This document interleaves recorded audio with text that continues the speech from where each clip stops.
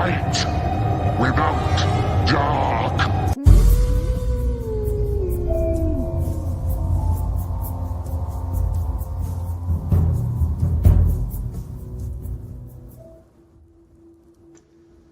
All right, here we are back finally in a prime time-ish time period for a witching hour. I hope everyone's doing well.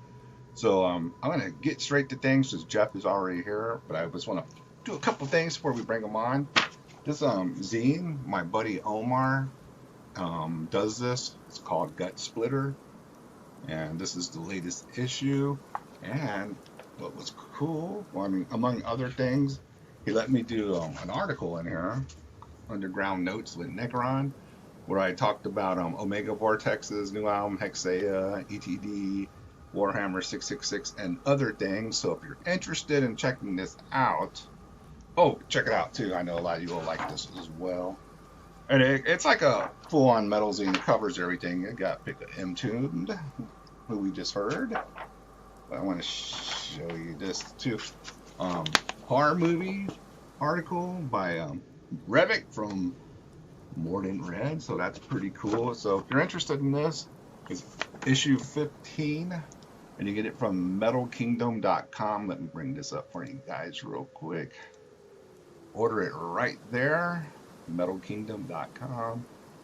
My first, I guess I'm gonna be writing some more for his other zines and this one as well in the future. So if I like your shit, you might hear about it in here. Also, this is already passed, but I just want to bring it up because it's so cool. I want to shout out to Sonny Necrogoat and Andy for making this a flyer with actual art. I want to look how detailed. This is for the Mesa show that we did. He gave us all a copy of the flyer. He drew that, and Andy did the borders and all the other things, and Sonny did the main art. So that was cool to actually get an actual flyer, a hand-drawn flyer. Look at that detail. There you got Maestus and Pius Levas, Chaotic End, Spectral Omen. Ended up being a cool show, man. Dave and Maestus fucking tore it up. Dave's such a good player and songwriter. I suggest anyone see them if you see them coming around. Like coming up in Houston. Speaking of shows, and our guest will be playing this show as well. Let me find it for you guys. April 4th in Houston, we got Imprecation, Maestus, Sacrocurse, Pius Levas, and Necroblade at the White Swan. April 4th. That's a heavy fucking lineup right there. I don't know where else you would rather be that night than in Houston, Texas. At that fucking show. Saw someone else put another show up against it. It's like, what are you doing, you dingaling? Anyway, that's the quick update. Now let's get into the topic at hand. Let's bring on Jeff. Hey Jeff. Everybody. How's it going? How you doing? Doing good? Yeah, good to see you guys. Thanks to everybody for joining us tonight. Once again, I'm glad to be back. It's been a little bit since I've been on, I'm realizing. It has, right? Yeah. I'm looking forward to that White Swan show that we're doing together. The thing I wanted to point out to everybody is one of the great things about the White Swan is that anything goes. You can literally kill somebody there. Just throw them in the back alley and leave it. You'll be pretty much okay. Yeah, that's how it goes. So yeah. Good old White Swan. Yep. Yeah, but we're here because thanks to this show, and of course to Dylan of Headsplit Records, the Diabolus demos are a reality now on CD and cassette. Hey, why don't we just get to business with that? Explain to everybody how this is going to work. We're doing a raffle tonight. Yes. So the raffle is, it's a $5 super chat, but we're going to auction off 2 CDs and 2 tapes, so a total of 4 things. $5 if we're gonna do it on the wheel, like if you were just watching Joe Alba, the same type of thing. I've done it on here before too. If you want to get on the wheel, and that's how we'll do it. And it's $5 postage page, so if you win, that's pretty damn cheap. If not, whatever. It's basically basically a contribution to support the show more than the release itself, but it also gives us a chance to give you guys a copy very inexpensively. Again, postage paid, $5. That's it. Yeah. 2 tapes, 2 CDs. I guess if you're one of the winners, you can specify which one you want. Hey, everybody. Yeah, I mean, first come, first serve basis. You know, if you want a CD, and once the CDs are gone or tapes are gone, well, you know, that's how it goes. But some of you have already bought your copies. Yes. I know for a fact. So thank you so much for that. We're really excited to have it out, and we did a whole show dedicated to this, which is how this all came together. Kind of Carl and I did our origin story, but tonight we'll talk metal as normal, but we'll also be sharing some of the Diabolus material with you in case we'll go in a little deeper. Yeah, a little mini story about it, just get you caught up in case you missed it or want to know what's going on. You're like, Diabolus, what's that? Yeah, I'm sure most people are like, yeah. So we'll tell a truncated version of that again. I guess, mind if I check in within to kind of tell everybody what I've been doing the last couple of weeks? Yeah, I want to. Okay, we got Bob's already on the fucking. Oh, hell yeah! Thanks, all Bob. Right, Bob. Yeah, because I saw some pictures. I haven't even talked to you about it yet. So yeah, go ahead and get into that while I get Bob on the wheel here. I went out to Europe for basically 5 days with Immolation and Marduk. They were direct support for Mayhem in Europe. I went and saw them play in Vienna and Prague, and it was kind of a big deal because I'm really close with the Immolation guys and Marduk, of course, but this was a situation where they were both in the same place at the same time, which doesn't always happen. And I was just like, I haven't seen everybody in a long time. I just want to head over there and check it out. And the thing that was really remarkable about it was that these shows were just exploded in terms of response. Like, Mayhem's got a new album out. Immolation's got a new album coming out. Marduk has a fairly recent album.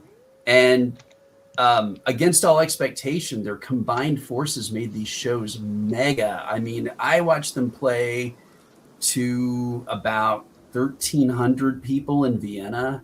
And then, and then over 2,000 people in Prague. That was insane. So, quite a successful run for everybody involved. It's one of those, it reminds me of, the shows we used to go to in the 90s where every band on the bill was badass, Yeah, not like most American tours now. Are like, where it's 2 buy-on bands, a record label band that isn't going to work, and then a headliner you've seen 10 million times. Yeah, what's the incentive, we stack the bill like they used to do in the 90s. They would stack the bills, man. Yeah, and that's why back in the day, when shows were coming to town, like Sepultura was headlining, the door, it was general admission, and the show wasn't even necessarily sold out till showtime. But remember, there'd always be the kids around the showcase going all the way around, waiting in line to get in. Long ass line for the show. We didn't want to even miss the opening band, like on the Grind Crusher tour that I saw in '91 with Nocturnus, Godflesh, and Napalm Death. We were all right there to see Nocturnus as the opening band, So I think it was really, really great to see that. My God, if you're into art or architecture or anything, go to fucking Vienna, man. It was unbelievable. I had played there 3 times. I'd never gotten to see any of the city, and I just dug in, went to the art museums, went and saw everything. It was mind blowing. It's now like my favorite city in Europe, just instantly. Wow. Yeah. And I've spent a lot of time over there. So I was just, I just fell in love. It was incredible. Prague is awesome too. If you've never been to Prague, you got to see that also. That's like perfect mix of art city and old world. Kind of has some vampire vibes to it, but it's not all the way. It's not all the way there, but it's in that direction. So I'll say this: it was really funny because I went to the old town. The old town in Prague is really famous. It's got a lot of historic architecture and historic clock towers and stuff like that. Yeah. And I went and ate lunch with Morgan and Simon from Marduk, and we're walking back through the square, and it was about to the clock was about to strike 4, I guess, and so it has this big mechanized kind of cuckoo clock thing in the square that tons of tourists show up and film all the time. Sure. And there was also a pro-Ukraine rally going on at the same time, like a peaceful rally, but like, so there's shitloads of people in that square. Some are waiting for the clock as tourists, some are at the Ukraine thing. And then it's me and the guys from Marduk cutting through, and it was just hysterical because we're the only ones moving. You know how you see in movies where it's like only the main characters are moving and everybody's just kind of standing still around? Yeah. And you're like, oh, it would never work that way in real life. That's literally what we were doing. It was so like fun. making a movie scene. Yeah, and it's just context, the like me walking through and go, nobody knows this is Marduk. That's hilarious, So international metal band and stuff. Oh yeah. Yeah. I mean, just as a side note, I was once in Stockholm with Morgan, and he had this really handsome dog, a classic dachshund that he used to have years ago. And we're standing there in the old town in Stockholm, and everybody's coming up and wanting to pet the dog and wanting to talk to Morgan about the dog. And I'm just standing there going, they don't know. They don't know it's the guy, And of course, he never lets on. I mean, Morgan's the last person who would ever announce that he was in Marduk. I mean, totally see that too. You've hung out with him, Yeah, he wouldn't be like, oh, I'm Morgan from Morgan. Nah, not at all. Yeah. When somebody figures it out, he's just kind of like, oh, thank you so much.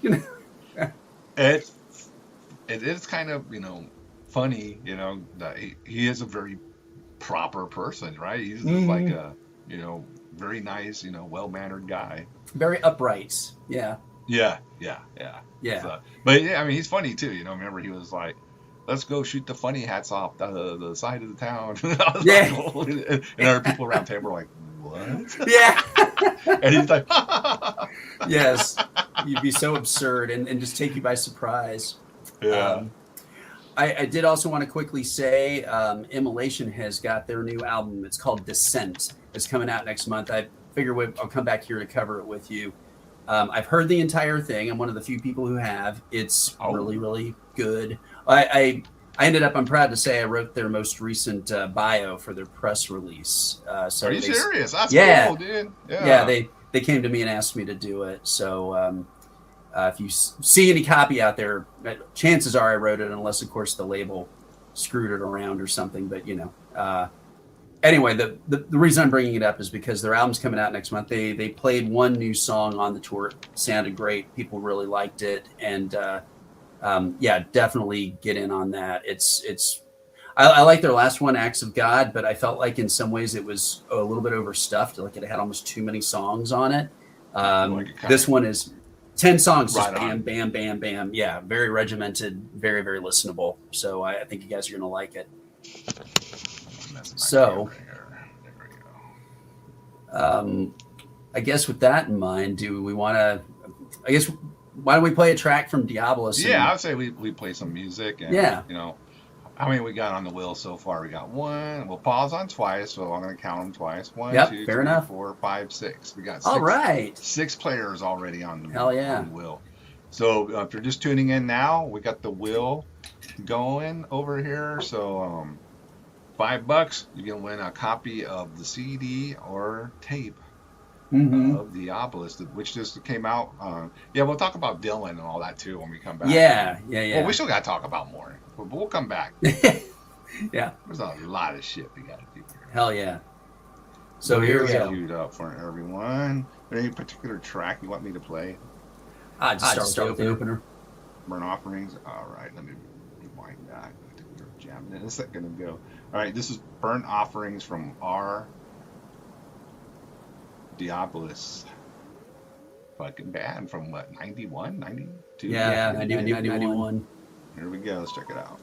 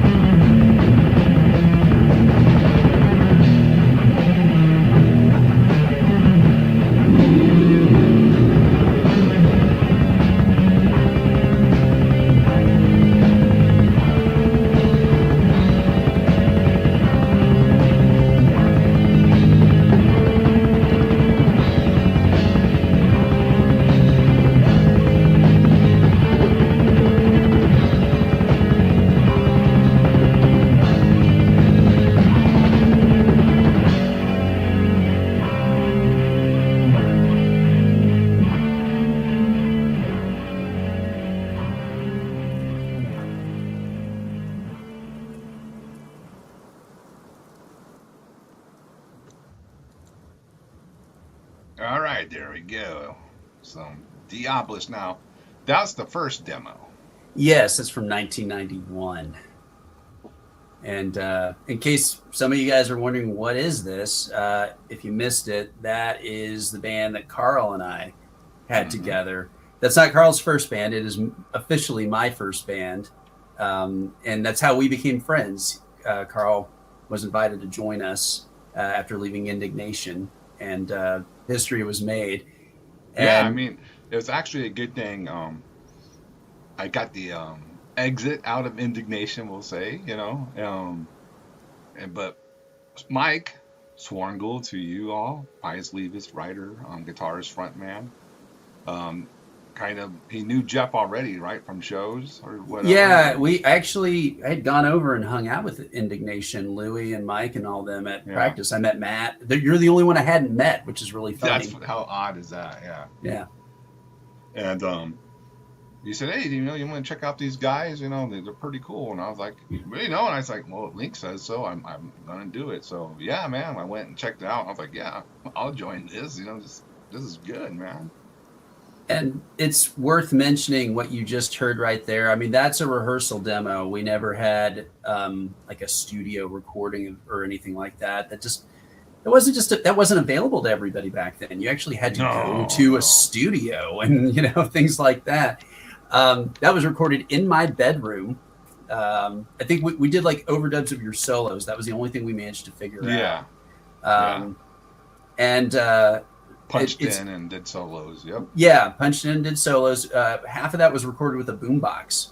That's the other part that's really hilarious. Just some boomboxes used to have they had the tape player in it, but they had a record button and a little microphone on the boombox.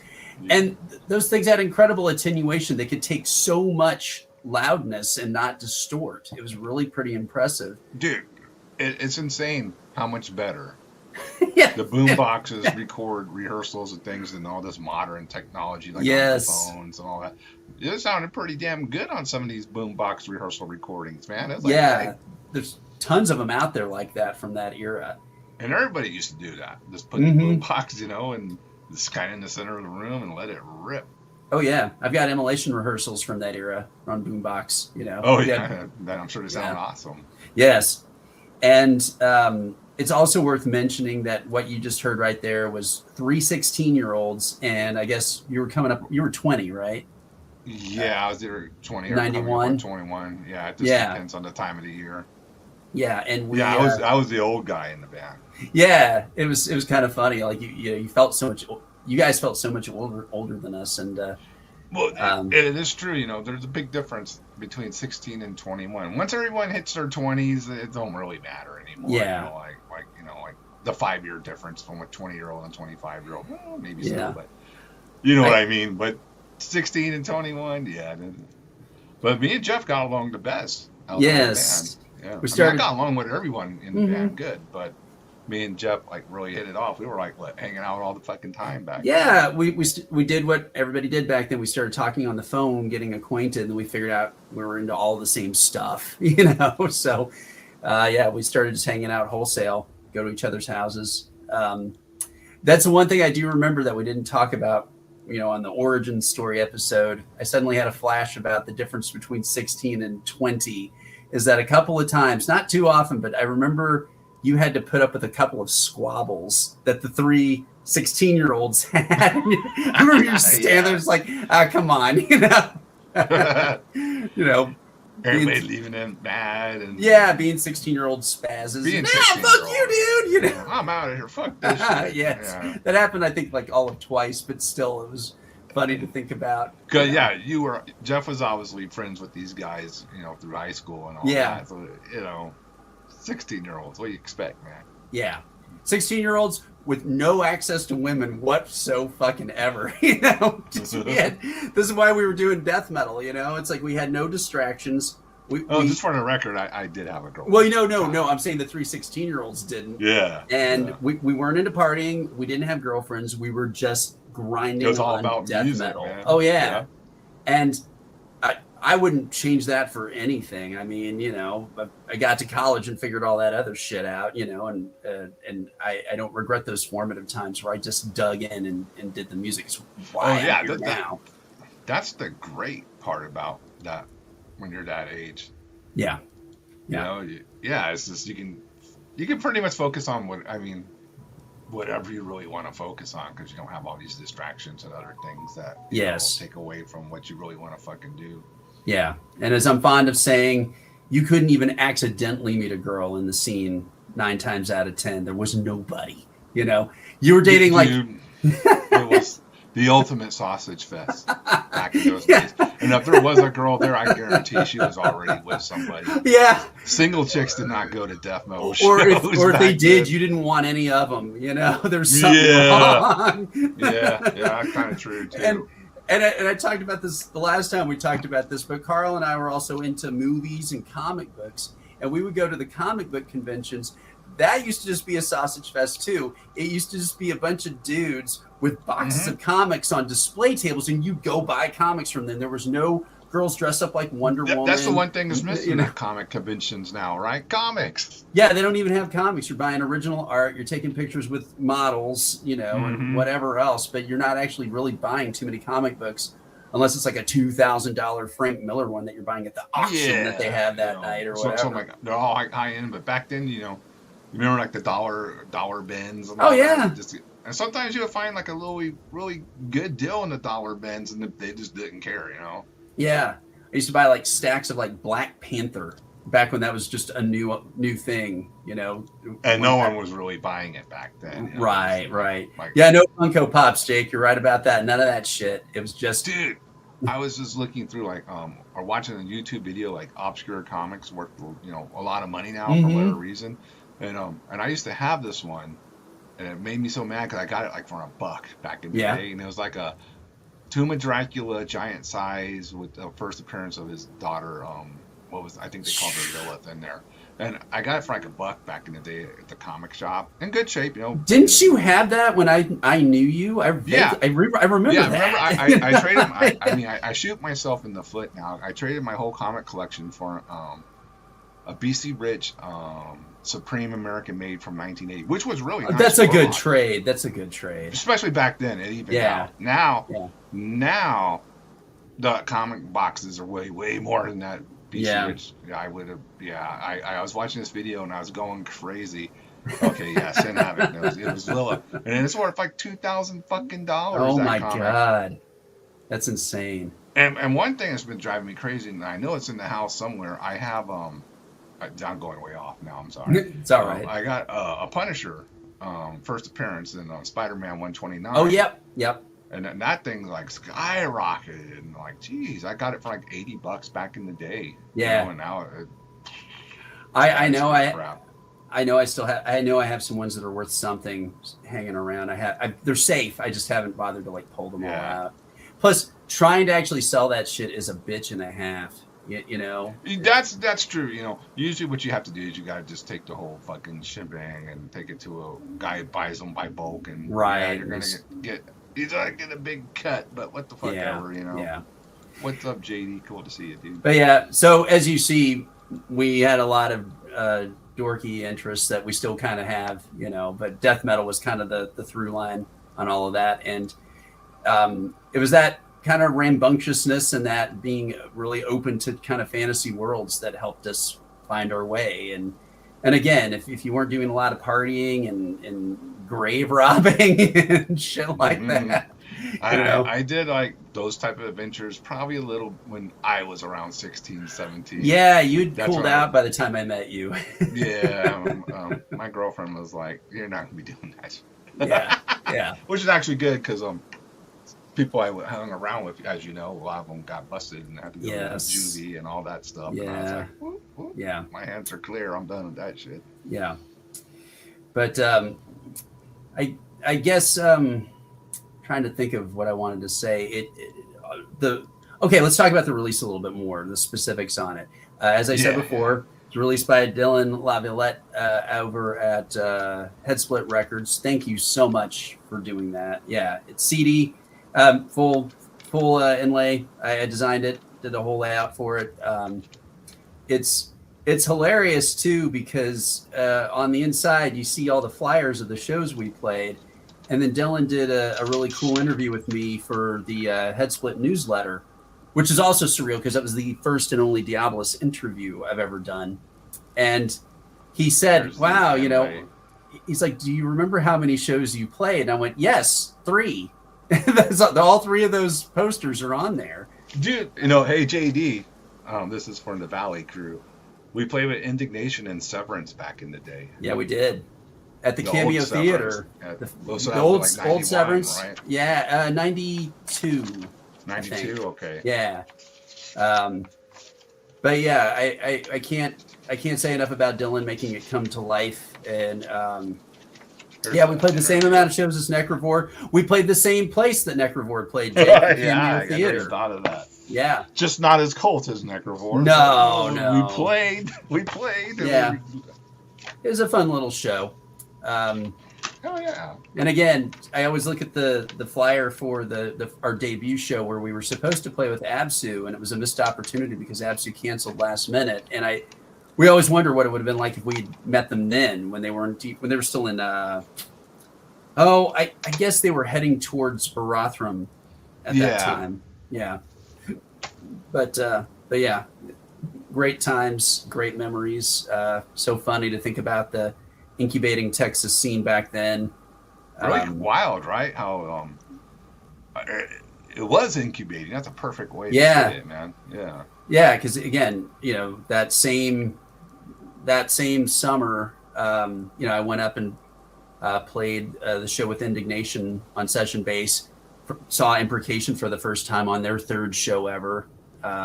Met Immolation. I should have definitely been in that show for now. Yes, I know. That's a crime against metal that I didn't get to do that show. Yeah.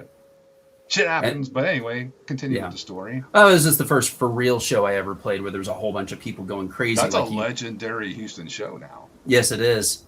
And I always saw the videos on MTV of like, you know, whatever Creator or Anthrax or whatever. You always see these huge pits or Exodus, everybody's stage diving. And I'm like, oh man, you know, I've participated that way at a show, but to play a show like that would be incredible. And then we actually got to do that in Houston, opening for Immolation. And was it the Axiom? Yeah, it was the Axiom. Yes. I don't know if you, Francisco posted a video of the guy at Dead Horse, and there's a guy on the ceiling that falls down on him. Like people used to go across the ceiling. Yes, a dude did. I'd never seen that before, but a guy did that across the girder. For imprecation, he was upside down. He was headbanging upside down. Yeah, fucking awesome. Dude. Yeah, it was insane. Jungle hot. I got completely dehydrated and nearly passed out. It was yeah. That's back when like there was no culture of drinking water back then at all. We didn't have bottled water. We didn't have water bottles. You just didn't drink water all fucking day, and then you'd like drink 2 Cokes. You know, that would be it. Load up on caffeine. And, yep. You know, dehydrating you and making your heart rate. yeah. It's like you get heart palpitations and get dizzy. What? I don't feel so good. Yeah. In the middle of summer, high summer in Houston. You know, my God. So yeah. Anyway, hot as shit, probably. Very. It hasn't ever been any better. But anyway, thank you guys for your interest. Thank you for supporting this and for kind of giving it a reason to happen. It's really exciting. Yeah, it kind of happened on the Witching Hour, right? It did. It was this whole thing was born on the Witching Hour, so that's exciting. How cool is that?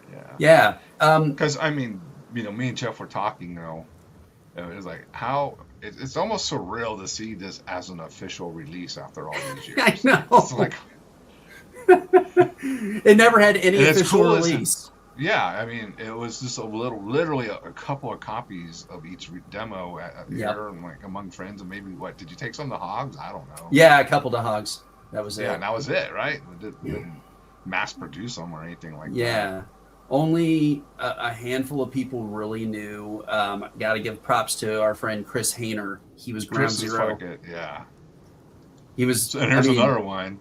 Oh yeah, Fruit. Yeah, Fruit was there. He was there, yeah. And then Dave and Ray from Incest, they were in on it. And yeah, they were big supporters of the band. They really were. They were really cool about supporting it. And I forget, this is a great story. I think I forgot to tell it last time. Dave from Incest took to calling me Jeff Diabolus. And every band I've been in that's kind of followed me, you know, but so, I mean, because, you know, I was Jeff AD in Birth AD. That just kind of caught on. You know, I embraced it. But, yeah, originally I was Jeff Diabolus. And it was so funny because he said it with kind of the San Antonio swing. And so people came up to me and like say, why did they call you Jeff Jobless? Do you not have a job or you don't want a job? Jeff Jobless. So I forget who it was. Dana at Hogwild. She asked me that. She's like, "Why are you called Jeff Jobless?" What? Yeah, the Incest demos should be reissued too, including that first one that sounds like Schizophrenia from Sepultura. Oh, yeah, that one's badass. I know Dylan. He's at a show. He said, "I'm sure he'll watch the replay." Mm-hmm. Yeah, you got to really think about reissuing the 2 Incest demos. Yeah, those were cool. Those because we already got the Bloodspill reissues. Now we need to get the Incest and Hell Preacher. So we got Bloodspill, Hell Preacher's out there. I don't know if Dylan did that one, but no, I believe that was German label. Okay, but yeah, all the bands 7-inch though, not like CD or anything. Yeah, that's true. Yeah, Jake is citing, we're talking about the band Incest from San Antonio. Misogyny, that was cutting edge. They were like Death Black before that was a thing. They really were. And they were using keyboards, and I mean, they were really, I mean, the sound quality, they actually went to a studio, but the guy had never produced anything metal, and their stuff was so avant-garde that he didn't really know what to do with it. So it definitely could use like a remix or a remaster, but the material was great. And those two guys really knew what was cool. I mean, they wrote some creepy stuff. They And were. Oh, look. Roger from Hell Preacher still wanted to do a CD with a bonus track. hell yeah, that'd be Hell great. Preacher on CD would be great. You Yes. load up more of a booklet. Well, the booklet in the 7-inch is pretty nice too. Yeah, Thanks definitely. to Roger sent me a copy of that, so that's very Yeah. cool. But yeah, so there was just, I mean, it was so funny because like Incest really didn't get out that much. I mean, some people had copies of it, but they were kind of like us. They were sort of in the shadows. And I mean, it was us, Indignation, Incest. Oh, who else was floating around out there? Of course, Severance from the Valley. Yeah. Annihilator was already gone. They were already gone. Disbanded, right? Or not doing anything. No, obviously, Necrovore was gone. Necrovore was gone by that time. I mean, but those guys were all kind of like. Cyrenax was gone. Cyrenax was gone. All of those bands were fueling us, though, like the kind of the echo of them, and we'd sit around and we were like the next generation of them, coming through. They were the ones that ushered it in, really, and we picked up, the plays. Bloodspill was gone. They were already gone. Released a fucking great demo, and then boom, they're gone. Yeah. So it's funny because so it's now kind of a full circle. So many of the bands from that era, just from San Antonio specifically, are now getting a new lease on life. Everybody's kind of figuring out that we did have something cool going on, but we just didn't have the means to get it out there. And for whatever reason, none of us... We're just underground. Yeah, we were truly underground. We were just doing our own thing. Texas back then, even though it had great scenes in, San Antonio, Austin, Houston, Dallas, like Dallas had Rotting Corpse and, Rigor Mortis. At least Rigor Mortis got, out there. Yeah. But other than that, Rotting Corpse didn't get signed to a bigger label. No. There's Witchhammer, Gamacide. Gamacide. Yeah. So Texas was just kind of like always having to fight more against the East Coast, West Coast bands who got more attention because they were, in the center of the, what is it? Where all the labels we were just in the, they were all the action the industry. Was, really. Yeah, the industry was on the East Coast, West Coast, so obviously they're going to support the bands that are right down the street, basically. Yeah, we might as well have been on Mars. There was no talent scouts. There was no industry here. Then, no one was looking at Texas. No, not at all. So I mean, we had to fight against that down in San Antonio. Oh yeah, I mean, even in Thornspawn and Aversifera, we had to work against that cliche and bands from Texas, Texas and black metal. That was just like such a big fucking shocking no for a lot of people. And when we did that tribute to Absu episode, I pointed this out. If it had been for Absu breaking it out, I don't think we would have had a fucking prayer. Oh, 100%. They led the way all the way on that. If Absu hadn't got on Osmos, Projector would have been different. It would have been a done deal. We would have just been like, it would have been just like it was in '91, where we had all these cool bands that nobody heard. So it was, luckily people like Hervé, and the labels you guys were on at first. Yeah, they were like, well, this Absu band, does pretty good. Let's listen to some of these other bands from Texas. If Absu hadn't broke out, that would not have happened. Yeah, and we have to, give thanks to Prescriptor for championing the Texas scene while he was, they were out doing that, man. For sure. Yeah, he did it ZZ Top style, where he made it like almost a nationalist stance for Texas, which was really important.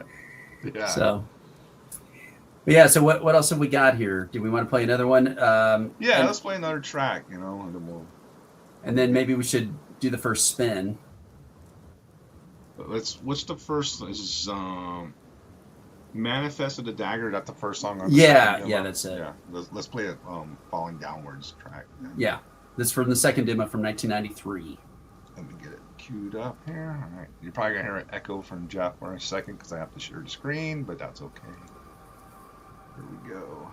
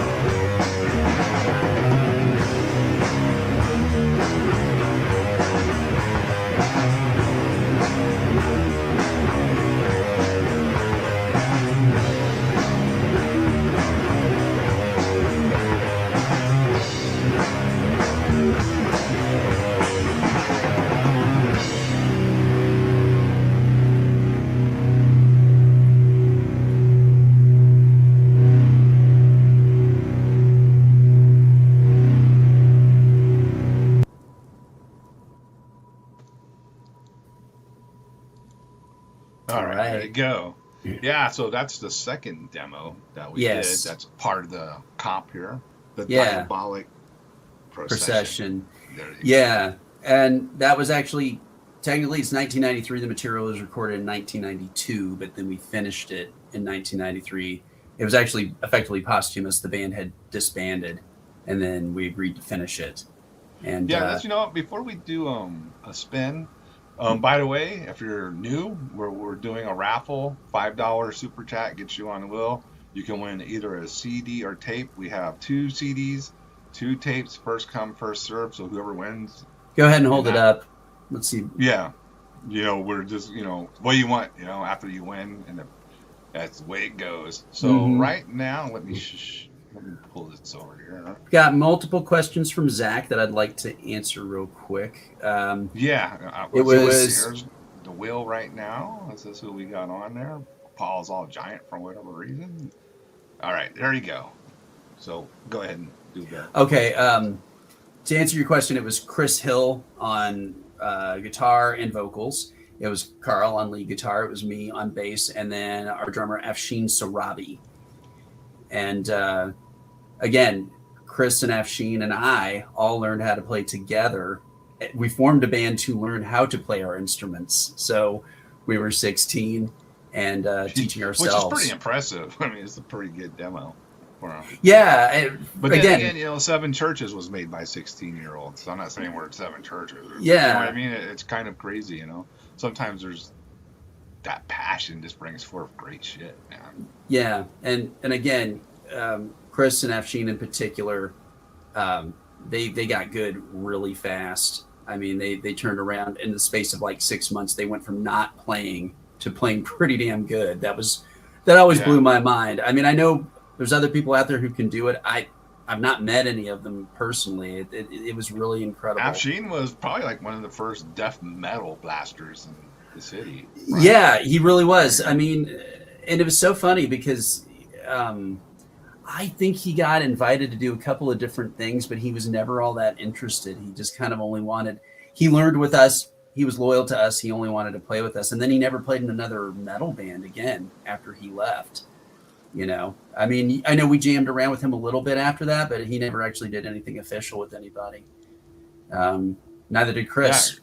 And Chris was, as you guys can hear, he was super good songwriter, like for a young guy, and he wrote the vocal. Well, who wrote the vocals? You and him, or was it? Chris and I wrote. Chris wrote most of the lyrics. I helped with some of them, but that's his voice. That was his. Those were all of his riffs. He wrote every song front to back, and then Afshin, filled in the color, and then we just followed along. Band I ever had to be in. I just had to show up and play lead. Yeah. I remember when you first joined, though, Chris's style was so different than what you'd done before, and you did have a little bit of, I mean, you did fine, but you had a little bit of a learning curve. I remember that. Yeah, because I was going to bring that up, because I remember when I was talking to you on the phone, or we were texting the other day, and I was, really dissecting this. I haven't really dissected it like that in years, and I was like, holy crap, some of the riffing on here is probably what influenced some of my riffing on Odd. The styling of ripping. I'm not going to say like it all sounds but there's a couple of parts where I was like, that's probably where I got it in my DNA somewhere for this riff came out. Some of because Cerebral was like thrash crossover punk. Yeah. Thorns. I mean not Thorns. That came later. Indignation was more like death thrash. Death thrash, like Devastation, stuff like that. Yeah. Devastation and things like that. With some, Necrovore-ish, but not quite there yet, riffs in it. But this was, at the time, like, in my mind, at least, was like the death metal of incantation, immolation, and stuff like that. Yeah, it was satanic. Satanic, at that time. And it was, it was good for me to actually go and try to learn a little different style of playing. Yeah, and Chris drew the artwork and the logo. He basically did everything. He was vastly talented. Early memories of playing that stuff live. I do remember it went over really well. I'll tell this story again quickly. we played with a band from Dallas that had a good demo out called Crucifix, not to be confused with Crucifixion from Houston, who was also good. But Crucifix came down as the headliner from Dallas to play at the DMZ, which was our little hole in the wall over on the south side. And along with them, Absu was supposed to play. They didn't make it. I think they had, it was a band called Toxic Confusion, local band. Yes, Toxic Confusion. I only remember this because of the flyer. And then I want to say that was it. Gabe Fruit has that flyer. Yeah. But I think Fruit has video of us somewhere. He does. No, I've got it. I've actually got it. Yeah, I've got a copy.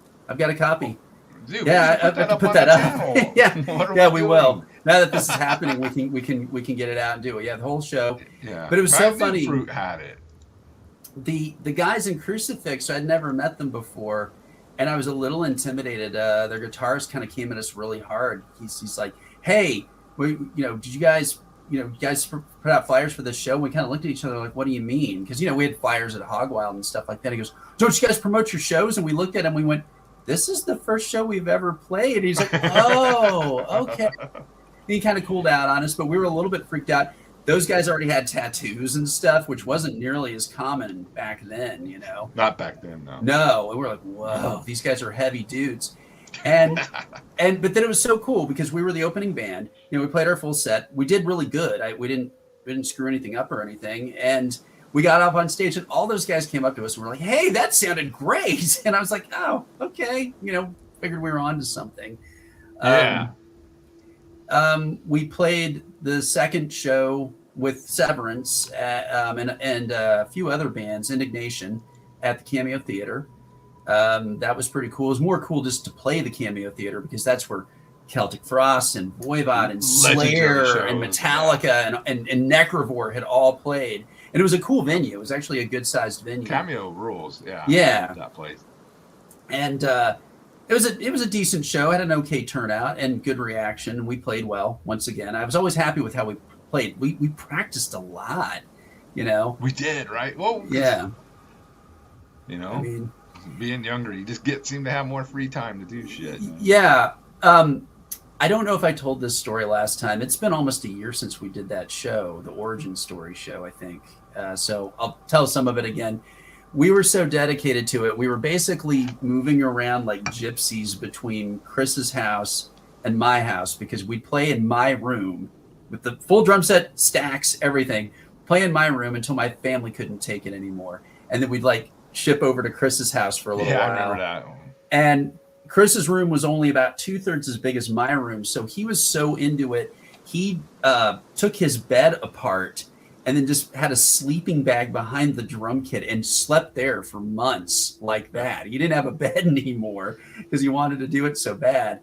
And so we practiced a lot between those two places. There was no rehearsal spaces back then. There was no place to go. You had to jam at somebody's house back then. Yeah, always at somebody's house. And there's no basements in Texas, so you couldn't even jam in a basement.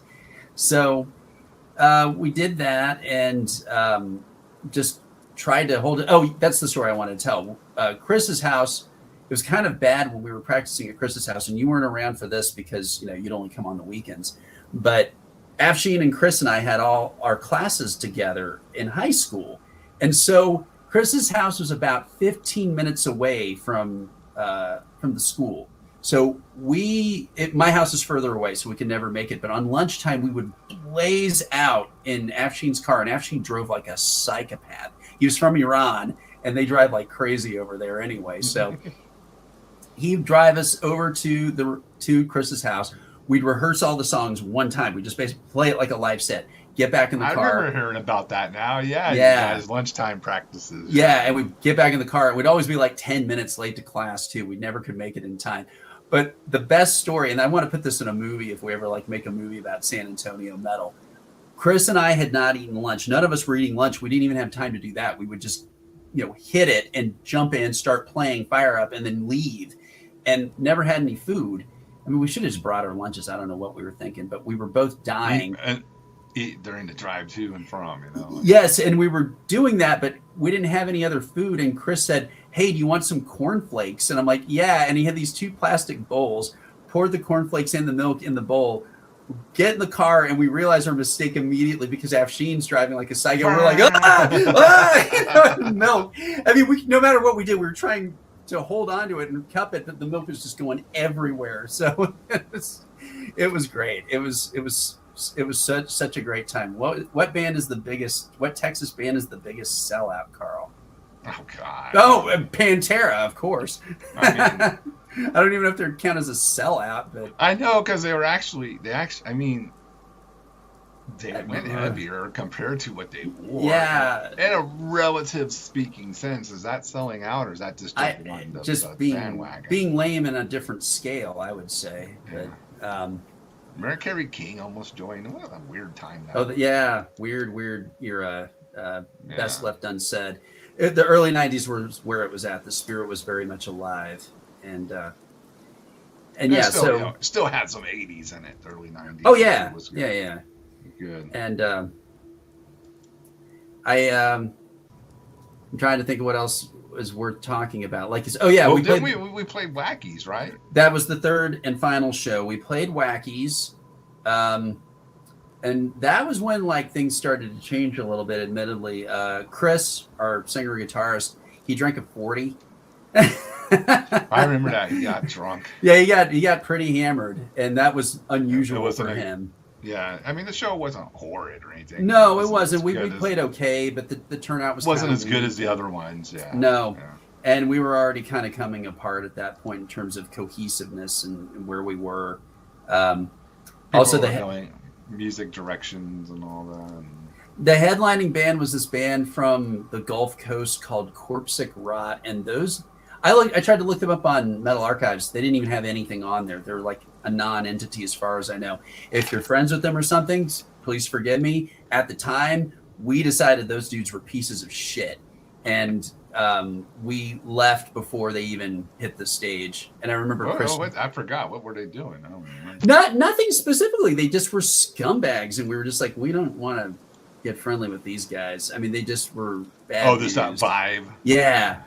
But then, like, and they were just kind of a little bit dicky. They were older, than all of us. And I remember, appropriate of nothing, driving away from the venue, and Chris rolled down his window. They were getting ready to load on the stage. They're loading into the, have Wackies, you load off the street onto the side of the stage. They're loading in. Chris leans out the window. He's like, "Fuck you, fucking assholes," and just drunkenly yelling at them. I was just like, okay. I mean, they're probably what? Okay. Yeah, I mean, just wasn't even that wild, but it was just really funny. Just being that age and just not giving a shit and just back then. Yeah, I mean, I'll say this much: that's when I could already feel like that's where I already started to feel like it was over. Like nothing was really going to happen with it past what we had done, and that was okay. Yeah, I mean that happens. Your first band. Yeah. Whose first band ever lasts forever? That's kind of crazy. Yeah. Scumbags are people too. Terrible people. When you see I'm from Galveston, so I know what Paul's lying. He's not a scumbag. He's just acting like he's one. But I was just gonna say I'm from Galveston, so I know what Gulf Coast people look like, and I know what they are like. And when I see one coming, I'm like, You heard that Galveston crew? Yeah, calling you out. Yeah, now bring it, dude. I got beat up in preschool in Galveston. Who gets beat up in preschool? I'm not talking like slapped around and stuff. I got both my lips split in preschool in fucking Galveston, man. And then it became Gulf Coast thugs. Oh yeah, because there's all these Section 8 kids who went to our school too. So we're like a bunch of nice little kids whose parents all worked for the University of Texas, and then the Section 8 kids. And the Section 8 kids were merciless to us. And I finally retaliated one day and hit a kid in the side of the head with my die-cast metal Flash Gordon lunchbox. Oh, he went down. No, that was the worst I ever heard anyone in school. Was when I was 3. And I had that full size thermos in there, all filled up, all heavy. Oh yeah, so it was like I caught him hard, and he went down behind the table, and that was that.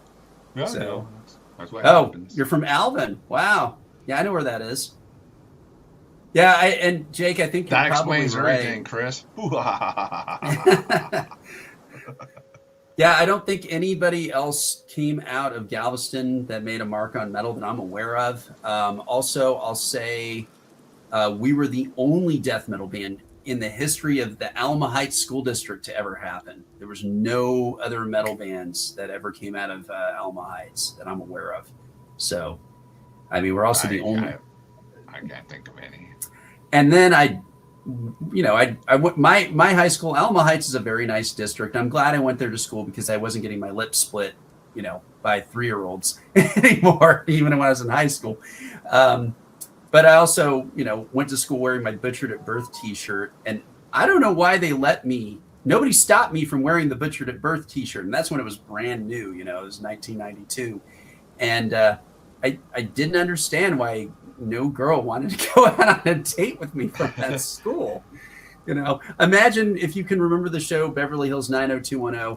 Imagine all those girls and then me in the Butchered at Birth T-shirt. Yeah. So, dude, that's crazy because I went to a more, obviously Holmes. If you're from San Antonio, it's like, public school, whatever. And I was getting sent to the principal all the time for my fucking shirts, man. I would have to wear my leather jacket pretty much even through the hot seasons because they would freak out on the shirts. Wow. And my dad was starting to get pissed because he was having to come up, or my mom come up. Oh, man. Just a shirt, or I get kicked out for the day. Okay. Yeah. So, of course, I went to Ingram Mall with my buddies and did a bunch of hooligan and this over there. Yes. Smoking weed behind the trees at Dillard's and all that. And oh, see, that's the funny thing. I don't think they knew what to do with me. Plus, I was a good kid. Other than that, I didn't cause any trouble. So I think the teachers just let it go. But yeah, I don't think we were bad. We were, dude, we were just 80s kids. We would pull pranks. Pour something from the second level on somebody on this walking down, or come up to a nerd sitting on a bench and give them a good flick. Yeah. Oh, wow. Hit them right behind. And of course, if your friends told you to do it and you didn't do it, you'd be a big puss, Yes. Do it. Even if you didn't want to really do it to this poor nerd, but you had to do it, or you're like, come on, faggot. Yeah. Look at that nerd, you fucking faggot. Yeah. Everybody was a faggot. You guys don't know this, but everybody in the 80s and the 90s was a faggot. No matter what you were doing, it had nothing to do with being gay. You're a fucking terrible, faggot. To impress the crew, you're a total faggot. You faggot. It was the catch-all term. You're just a faggot. And of course, fuck that, man. I ain't no faggot. Well, yeah. I didn't assault anybody at school, but I did, except for the lunchbox thing. But then I did infest the entire wing of the school with fruit flies in 9th grade. That was a good one. How'd you do that? We were doing the genetic, like they teach you with fruit flies how genetics works. Like you get the red eyes and the white eyes. You remember that? Like you do the crossbreeding. I don't think I made it to those classes. Okay. Well, that was a real elementary gene and if they theory. did, I don't remember. Okay. I don't really remember. But they had the little samples of the fruit flies, and they were kept in these little containers, and they were alive. And so we took a vial of the fruit flies, and we took a banana in an abandoned locker. Sometimes a locker would be empty and still unlocked, and we just shoved a banana on the coat hook and let it rot for a couple of days. And we took the fruit flies and just poured them onto the banana. And of course, they went crazy and devoured it. And then a couple of days later, a custodian in front of us, he didn't know we were involved. He opened the locker open, and it was this big cloud of fruit flies just pouring out. Because they multiply really fast. And so then the next 4 years, I would be in class, and there'd be a couple of still fruit flies floating around. I'd be like, "Oh, there's my children," Yeah. Hilarious. Yeah. Holmes was a little different. Holmes, I know it's changed probably since I've been there. Probably. It was probably completely gang controlled by now. Yeah. Or it's one of those schools you gotta wear a school uniform now, and one of those. Oh shit! Yeah. Yeah, dress code enforced. I don't know if they took that away, but yeah, I know they had to wear the black slacks and the white shirt, and that was. Oh my god. Yeah, but I didn't have that when I went there. But it looked like like a '60s futuristic space station. It had like I round remember buildings, it. all connected with little walkways, so it looked like a freaking space station satellite from a '60s sci-fi movie. But so all the rooms, were the walls didn't go all the way up in the rooms from the hallway. Oh my god, yeah. So you would have like random, jackasses doing shit. Like I remember this one dude was running down the hall and he was throwing smoke bombs into the room. Oh my, that's like terrorism now, man. Oh yeah, you would be like called for domestic, terror and all that. But then it was just being a fucking jackass. Yeah. And so he was running and he was yelling bombs away. Oh my god. Everybody's all, what the fuck? Wow. I'm sure he got in trouble if they caught him. Yeah. Yeah. I mean, it was one of those schools where everybody would, smoke weed and. Yeah. I'm gonna tell a story. Link could probably get mad, but so poor Mike, he was smoking in the boys' This room, is the as they guitarist say. of Thornspawn and now Pius Levis. Everybody. Yeah, indignation. Yeah, indignation. And we're off. I'm off in the bushes here, all right. But this is funny. Our security guard, we called him Deputy Dog. Like, every school had a security guard. We didn't. Yeah. Okay. Well, we did. And he had that little cart. And he'd fly around trying to bust people or whatever. Deputy Dog. So they were smoking in the in the room. And some dude came and goes, Deputy Dog's coming. And Link was getting ready to hit a pipe. Well, Link threw the dude's pipe in the toilet and flushed it. And the other dude says, dude, I was just playing. And it's like, womp, womp, womp. Oh, damn. God damn. Pipe. Link's probably all, fuck you, man, telling that story. Yeah. Sorry, but it's a funny story. It wasn't even true that pipe got flushed. Nice. That's hysterical. And that's a big deal when you're in high school. They're not easy to replace. Not, especially back then. No internet. You couldn't just order one.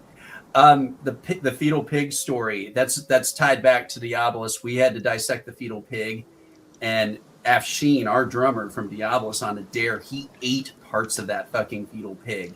Like, cut off the eyelids, ate those. Yeah, cut off an ear, ate that. I mean, and he was doing it for money. Like, Afshin had no money, and kids like, pay $5 if he eats it. He's like, okay. Nasty. Yeah. Not everybody went to Heights was, doing well. There were some areas that. No. I mean, it's like hilarious because there was like middle class kids like myself and Chris, poor kids like Afshin, and then like kids whose parents like owned car dealerships and were friends with George W. Bush. It was so insane. Like, literally went to this one kid's house that I knew. He lived over in Terrell Hills. Parents lived in a mansion. They had like fucking like 4 Suburbans right out front. It was insane. And I'm walking into his house and I'm like standing there looking at the pictures on the wall. And there's his parents standing there with like George Bush Sr. and George W. Bush, just like hanging out. I was just like, oh my God. This is the people we hang with. Yeah, it's like Epstein file style shit, so. The Epstein class, as they call them now. Yeah. So you want to do our first spin on the wheel? Yeah, let's do it. Yeah, let's do it. Get that set up here. Add that back up. All right, I'm going to share. You might hear an echo because I'm sharing the screen from Jeff. This is fine. This is who we got on here so far. It's Bob K, Zach, Rotten Punks, Paul, Bloodstone, Paul again. Aaron's on here twice because he put in. And Grant, I put you on. You only put 3, but you didn't even know. So yeah, fair. The wheel of despair is going to be spun. I'm going to say, anybody else wants to get on to win your copy of either a CD or tape, do it now, or we're going to move on. So I'll give you a minute because it takes a second or two for it to go out through the system. If not, I will just spin the wheel. No, we're going to do 4 spins. Yeah, there'll be 4 spins. We got 2 CDs and 2 tapes we're going to be giving away. First come, first serve. And it's pretty good deal if you want it. The Diabolus CD. Made it best gay win. Go ahead and hit it. Yeah, I don't think we're going to. All right, here we go. First winner is going to be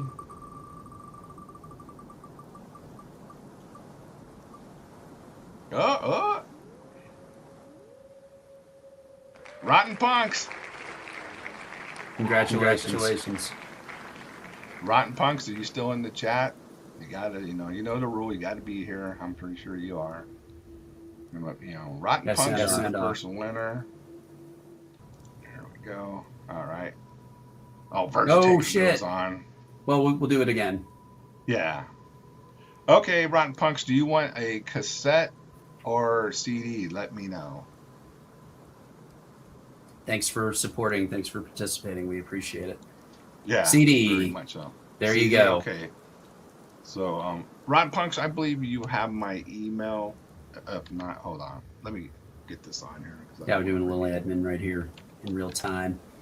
All right. Rotten Punks wants the CD.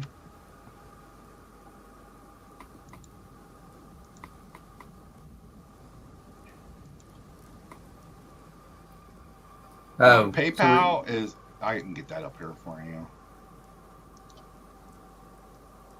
And it's my email address too. So if you want to PayPal for the next one, here you go. See necron666@gmail.com. Let me know because I don't get fucking warning. And just let me know who you are when you send the. If you do the PayPal, we'll get you on the next spin. $5. Oh, sorry. Go $5. No, $5. $5 back then was indeed like having $30 now. Carl and I we'd go to Hog Wild and buy a stack of CDs, and then we'd still have gas for our car and go to Wendy's to get combos. That was our big thing to do. I remember that. We did that many times. Yep. Sometimes hit the comic shop as well. Oh, hell yeah. We'd do everything. And, I mean, we'd spend money. I mean, yeah. We've talked about this before, but import CDs cost like $20 to $25 a crack. So they were expensive back then. They were so expensive. I mean, think about they were fucking raking us over the coals is what they were doing. Think about paying $20 for a CD now. That would still feel pretty outrageous. 25 definitely outrageous. And we were doing that in fucking 1993, 94. I mean, that's horrible. We didn't have mortgages and car payments and insurance and all of that stuff. Yeah, and gas cost like 99 cents, and and minimum wage was only about $1.50, $2 less than it is now. So think about the proportions of that. Unbelievable. And on the wheel, I'm going to do the whole. You can't win. Can't win more than once. Yeah, I can't win more because there's not so much going around this time. Let's be fair to everyone here. Yes. And I got your PayPal, Evan. So thanks, on Evan. The wheel. You are good to go. Yeah. Shit is rough out there. Let's see. Someone thanking us for the. All right, the Metal Enema Poland episode. Yeah, we're doing. Nick from Imprecation and I are doing Metal Enema always every other week. Still as usual. So if you visit metalenema.com, that's not video, but it's audio podcast. We just did a deep dive into Polish death metal, no black metal, just death metal from the late 80s, early 90s. I was finding out about stuff. Nick really curated that episode very well. And we're going to just keep going with that. We got some more specials coming up. Jake, the former DJ NT Christ, will be on to Yep. We'll do that after Hell's Heroes, Jake. But he's going to be coming back and doing a special, telling his whole story in the tens, his fear and loathing in San Antonio stories. So that's going to be exciting. But yeah, I remember Jake, one of the earliest Hodge supporters. Yeah, Jake was the earliest everybody's supporter. Yeah. Yeah, we had a good. Okay, I got your email, Punks. We'll be sending that out to you. Thank you. Hope you enjoy it. Yeah, $5. And I mean, it's still in the spirit of the thing.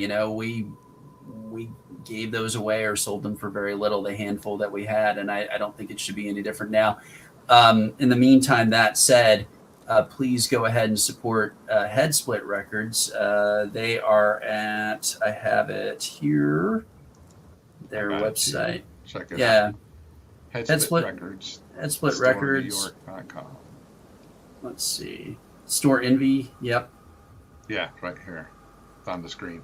Yeah. Okay. Thank you. Yes. Headsplitrecords.storeenvy.com. They got a lot of great stuff. Every week he says something, I was really. It's a full freaking distro record label. It's always new stuff coming out on Dylan stuff. Yeah, and he's really reliable. And I'll mention that it looks like he did like a 4-tape combo deal. Diabolus. That's not happening, Francisco. Oh. I'm sorry. No Jeffrey on the show tonight. $4.99. Yeah. I love that one. Oh, Tommy, you noticed that 1 penny? Yep. We gotta support Israel over here. Just kidding. but yeah, there was apparently a tape combo set that like gives 4 tapes. Diabolus is one of them. Those tape combos are already sold out already, so that's cool to see. Yeah. Speaking of punks, he said, "Hey, it's already sold out." One time on the show recently, and I was like, what? No way. Oh no, it's just the combos. Just the combo. Yeah. Yeah, and I was like, I got you on the wheel, Teddy. So cool. They are limited. I don't know to what. I don't know what. Probably like 100 of each, I think. So something like sense, that. Maybe 150. Like something like that. I'm screwing up on that. I don't remember what it is, but yeah, once they're gone, they're gone. It's the normal thing. And I mean, it's just, as you hear, it's just an artifact of what we were doing at the time. I mean, the circle's complete for me. Everything that I had that's releasable is now on at least minimum 2 formats. So that's pretty cool to be able to say like my entire musical history is like out there in physical format, But I'm right behind you. Yeah, you are. All my So we got Diabolus. We got Indignation, already a demo cassette reissue. And, it's out. In the future, Headsplit's putting out the CD version of it. Yep, that's really cool. Yeah, and then I can't wait to have that on CD. And then Cerebral Distortion vinyl. That's incredibly cool. I love the idea that that's coming out on vinyl. Yeah, it makes sense because of the 1986. That's perfect. And what I label found is out that? that's coming out. Fuck Off and Die, FOAD. They're awesome. They do some great stuff, man. Dude, their layout looks fantastic for it. Man, I gotta get it. I gotta get one of those. I wasn't there for that. I was still too young, but man, that is so cool. So that's supposed to come out. He said probably like fall to maybe the end of the year, somewhere in there is when that's going to come out. So after the summer, sometime.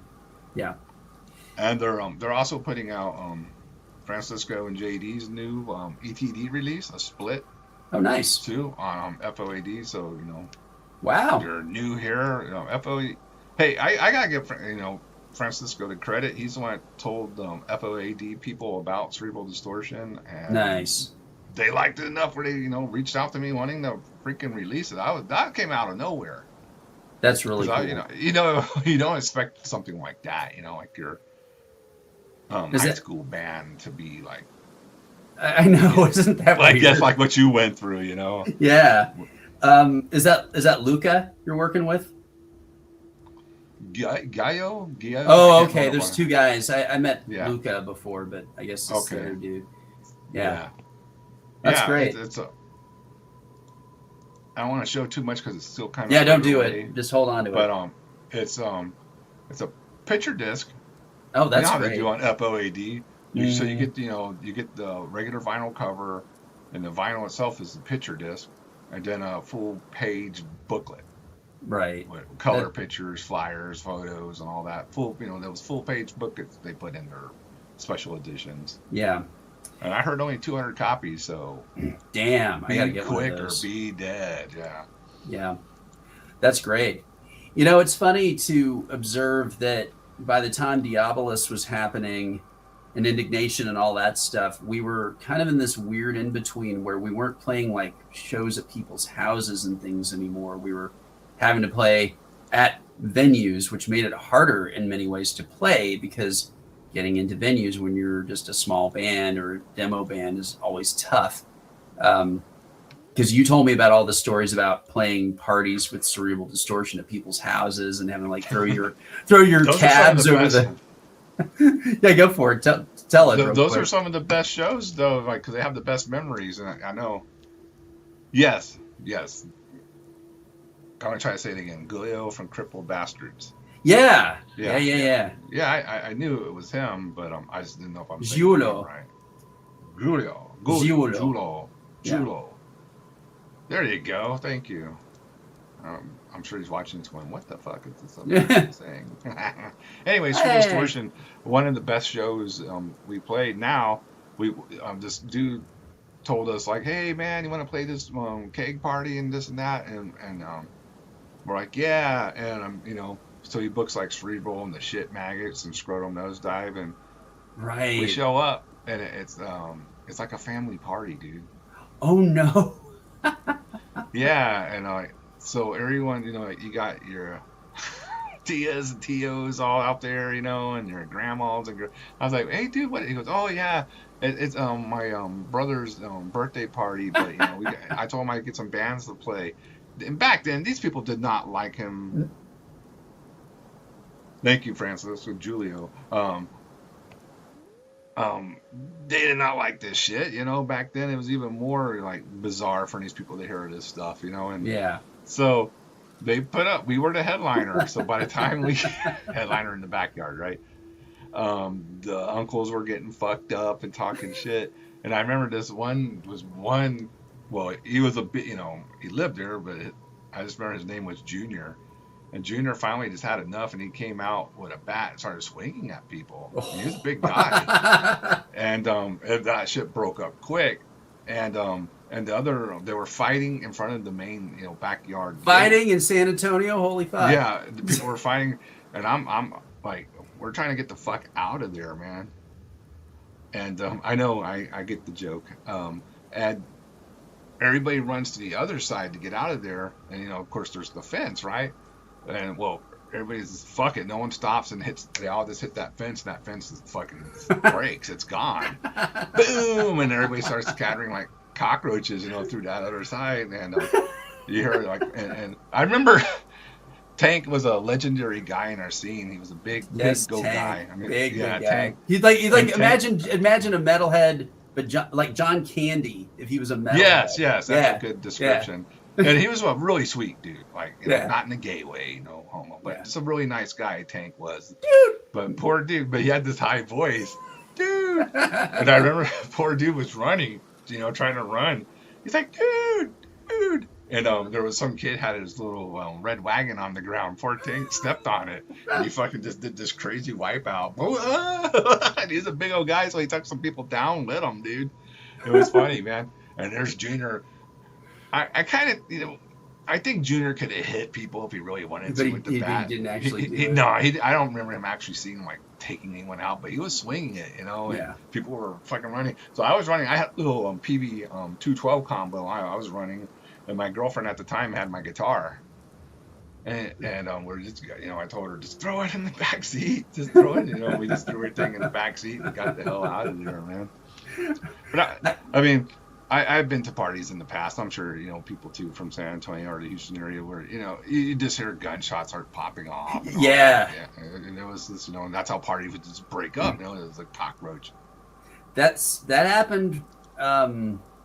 I think that happened. Tank did go into pits, and he would do damage, man. Yeah. He was just bigger than everybody else. That's why he got that name, Tank. Yep. Tank did a stage dive once, dude. Oh, fuck. You saw everything just collapse like around him, like it just like a hole, in the crowd went. That happened at Sepultura. Some like 250-pound Mexican dude, went stage diving and like just made the big hole. I remember like hanging out at Tank's house, and he would come out like with just a big thing of like fudge. Hey, dude, you want some fudge? And he'd just be cutting it and eating it. Damn. It's good. And I'm like, no, I'm good, Tank. And he's like, oh, sure, dude, want some fudge? My mom made it. Jesus. Wow. Yeah, you told me all these stories way back when. I haven't heard a lot of this in a while. I never had to run away from a show before. That's one thing. Dude, with your gear. And what about my poor drummer, man? He was Robbie, having to. I think usually him and Eddie were the two. Well, actually, Robbie, Eddie, and Carlos, the other two guys, our three guys were the more like wild ones, and me and John Daniel, the Yeah. bass player, were the more less wild. And then like Robbie and Eddie I remember they came back and they had a big rebel flag, right? Oh man. And I was like, where the fuck did you get this? He goes, oh, dude, we went out to Canyon Lake and we saw someone had it in their front yard, hanging, so we went and took it. Jesus. And he goes, yeah. And the dude fucking blew my fucking back window out when we were getting away. Came out with a rifle and was shooting at us. Jesus.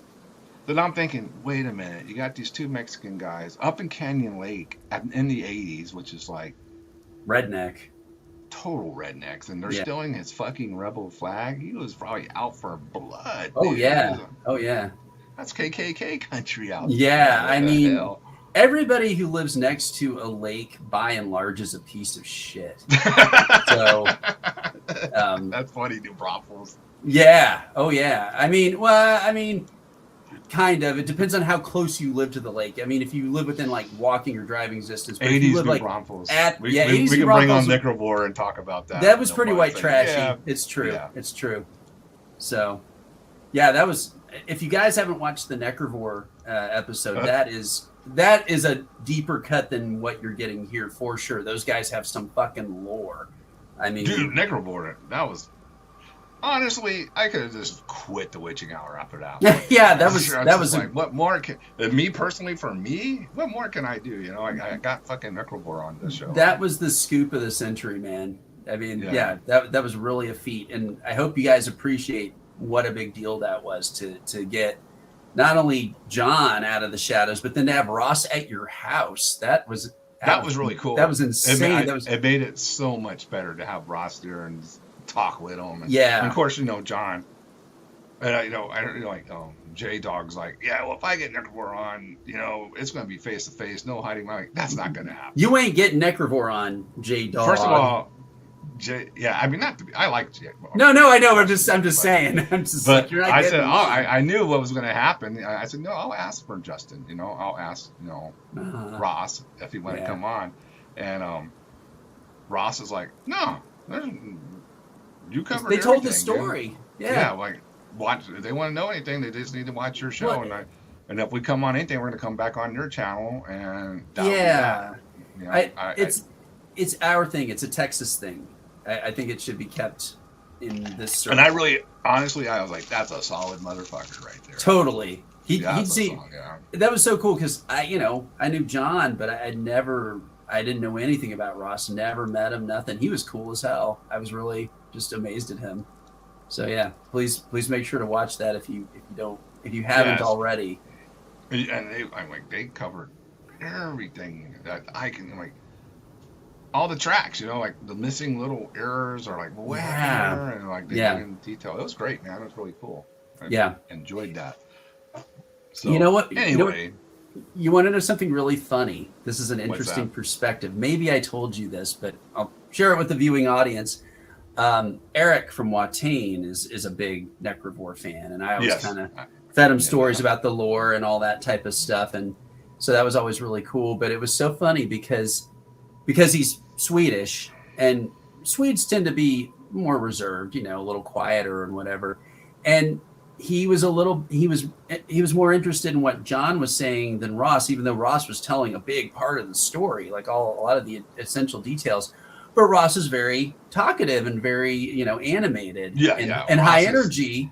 Yes. And I mean, I didn't think anything of it, but Eric was kind of like bemused. He's like, oh yeah, the one guy kind of talked too much and blah, blah, blah. And I'm like going, dude, he was a founding member of Necrovore. And plus it's like, we're Texans. This is how we are, it just was a funny perspective, he wasn't even being critical, but it was just like, he just kind of, in his mind too, John is, the guy.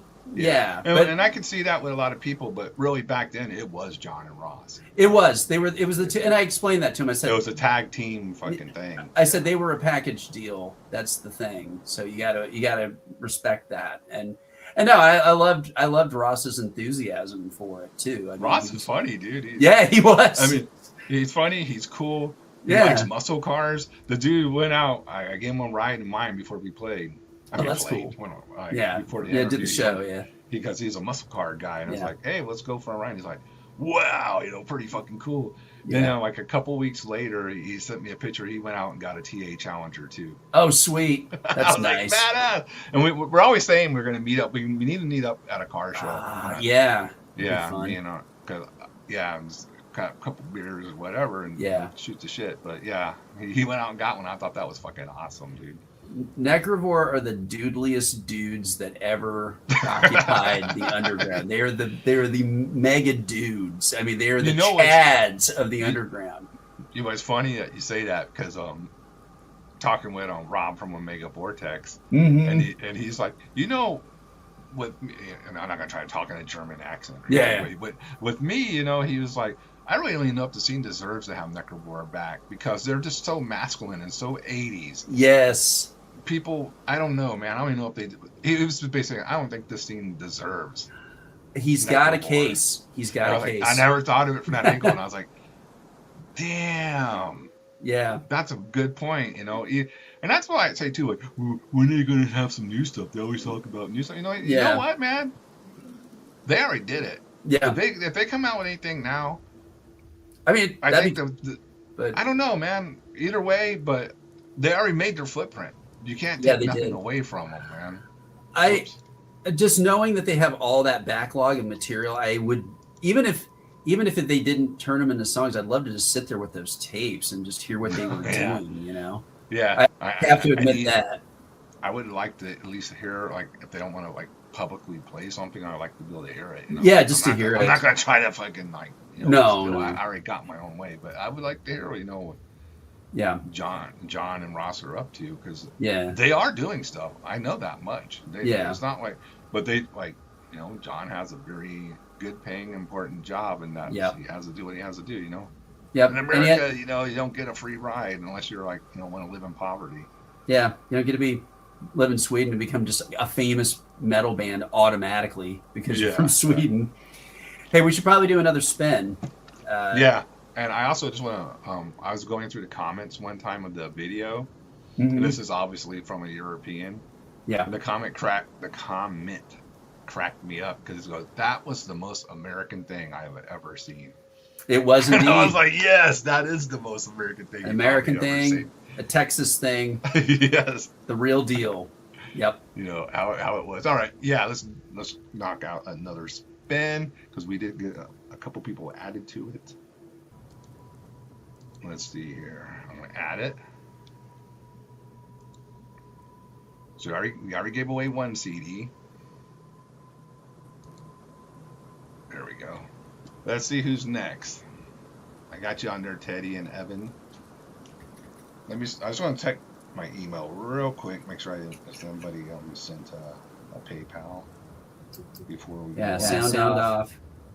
No, okay, not just Evan. There. Yeah, Evan's on there. All right, let's do a spin.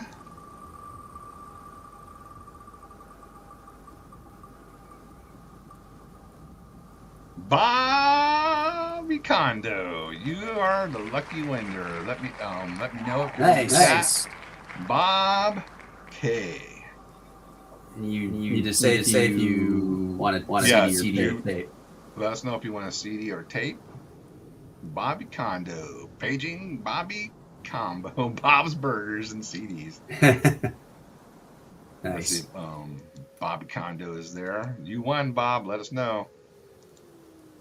I'm glad Bob won. He's a good guy. He deserves it. He supports the channel a lot. Even if they contributed, even if they're not here now, it should be held for them, I would say. Yeah, I have ways of reaching him. Remember back I was looking at that wheel. I was just thinking about that era, Diabolus and everything. It's like, that's back in the era when everybody wanted to bang Vanna White. Yeah. She was super popular back then. He wants a CD. Okay. Right on, Bob. So thank you. The 2 CDs are now off the wheel. So the rest are going to be tapes. We got tapes to go. 2 tapes, which is the bread and butter of Headsplit, and also the original format for the demo, of course. So yeah, you're going to kind of get the whole old school trip on that one. No, thank you, Bob. Thanks for supporting, dude. Hell yeah. Do we want to play another song from the yeah. demo? And just to remind you, everybody, if you want to get a copy and support Headsplit, it's Headsplit. Do you have that there, Carl? Yeah, let me throw that up there real quick. Headsplit, here it is. Headsplit Records. Support Headsplit, yeah. .com. Yeah. There you go. Cool label.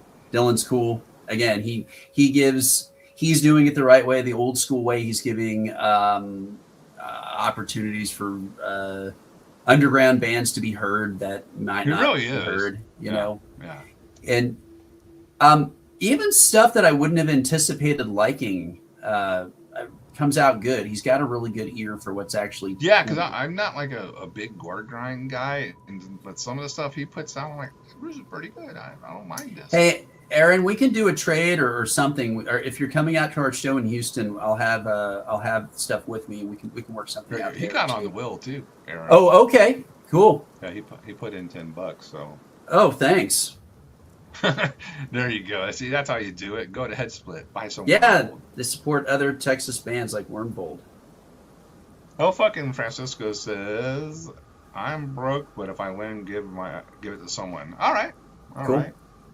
Thank you. Well, I'm gonna put you on the wheel, Francisco, and hopefully your auction went well earlier. I had to go out to dinner and do Friday night stuff. I ain't gonna complain. But I will put Joaba on. As what we'll do if Francisco wins, we'll spin again. Okay, sounds good. Okay. Yeah.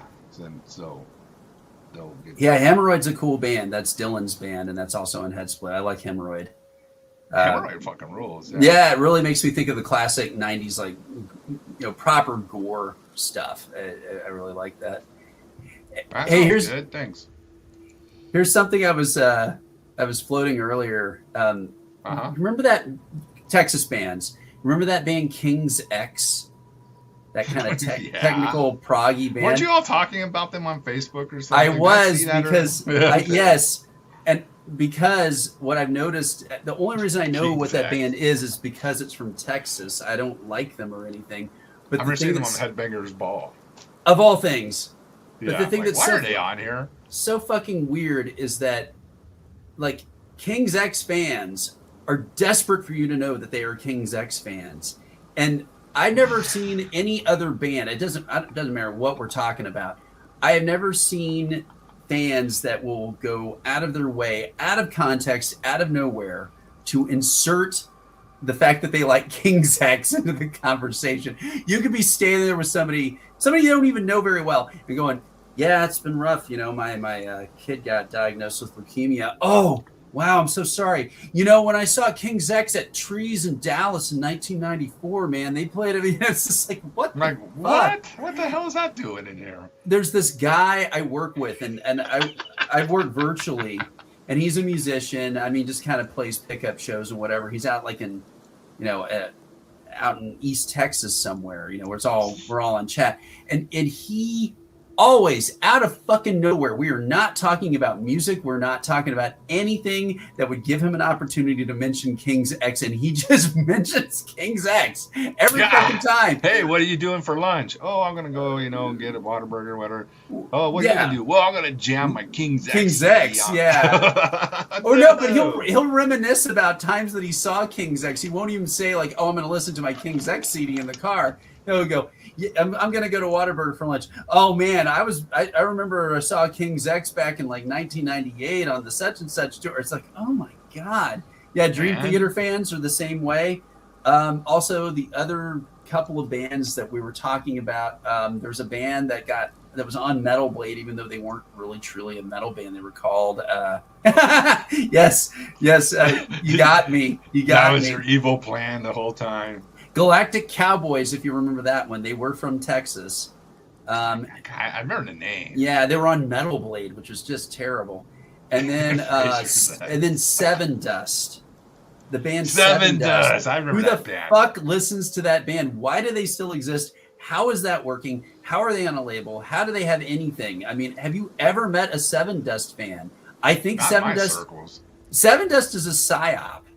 It's not a band that actually exists. You've been convinced by the industry that there's a band called Seven Dust, and Oh my God. King's X Galactic Cowboys. Maybe they did. That sounds about right. The weirdest memory I had that's associated with Galactic Cowboys is I was on a flight on Southwest back in the 90s, and I had my original 1992 Dawn of Possession immolation shirt with a big fallen angel on the front from their tour. And there was this really good-looking flight attendant back when flight attendants were really good. They were supposed to be good-looking. Yeah, long blonde hair, total like Dallas girl, really, really hot. And I'm sitting there like in the front row, and she kind of looks across at me from her jump seat. And she goes, "Is that a death metal band?" And nobody knew what that was back then. I'm like, "How in the fuck do you know that?" She goes, "Oh, my husband's in the Galactic Cowboys." And I'm like, "Oh my God." So I think, and I wanted to go, "I'm sorry," but I thought that would have been rude. So, oh, I'm sorry. Yeah. Oh, they suck. Yeah, Seven Dust sucks. Zach is dying to ask you, what's your favorite Friday the 13th movie? I don't even know if you watched those, do you? I never cared about those. What, you can answer that question. My favorite Friday the 13th, probably 3 and 7. That's what a lot of people say is 3. Yeah. It's like when Jason really first becomes Jason and shit. Mm-hmm. So, yeah. Hockey mask era. And it was in 3D, and I kind of remember the 3D in the theater when I saw it. And all that. Yeah. I also like what is it? Jason X, the Outer Space one. It's so fucking goofy. It's enjoyable. I mean, really, guys. I can't do the so bad it's good thing. I've never been able to do that. I'm really. Oh, I do, because there's good ways, they come up with creative kills and things like that. So that's always fine. And honestly, I really liked the Freddy versus Jason movie too. I thought that was fucking well done, considering how they had to kind of make it work. And it was a pretty cool little movie. Yeah, anyway, Daryl Cahan from Funebrarum. It does have a small appearance in the Jason Takes Manhattan movie. That is true. Yeah. Jason Takes Manhattan. That's fun. Whatever. Yeah. See, part 3, another part 3, part 3D. That's right. It was part 3D. Did we want to play another song? Yeah. Yeah. I'm getting ready to set that up. Which this one's is from Diabolus? What do you want to hear? Anything, or just a random? Unto the Crucifix. All right, here we go.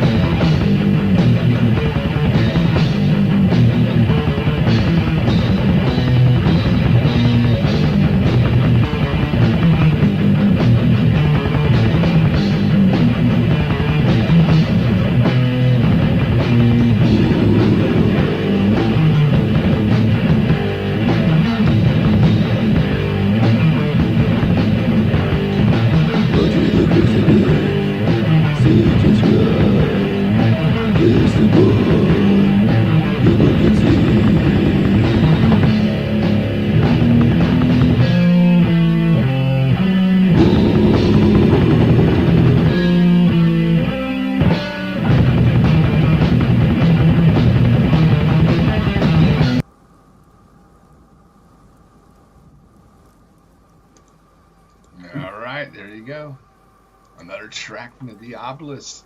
I like that one. Yeah, that's a catchy as hell riff. Yeah, Dun, and dun, dun, dun, dun, dun. totally inspired by Immolation. Immolation was a massive imprint on us. When Dawn of Possession came out, our sound shifted to that very quickly. We started out on the first demo that didn't make it to this. There's actually 3 demos, and that one just wasn't really ready for prime time. And the 2 that are featured on the CD are the ones that really explain us as a band.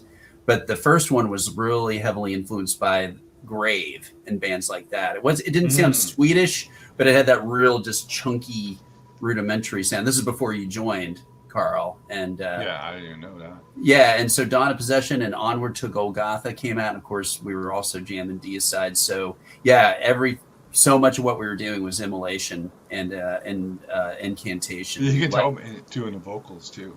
Yeah, very, very. I mean, we were really channeling Immolation a lot. Yes, my parents were supportive. Carl, your parents were supportive. Yeah, I never got the pushback. The only thing my dad ever gave me crap out was having long hair, but like playing in bands, he never cared about it.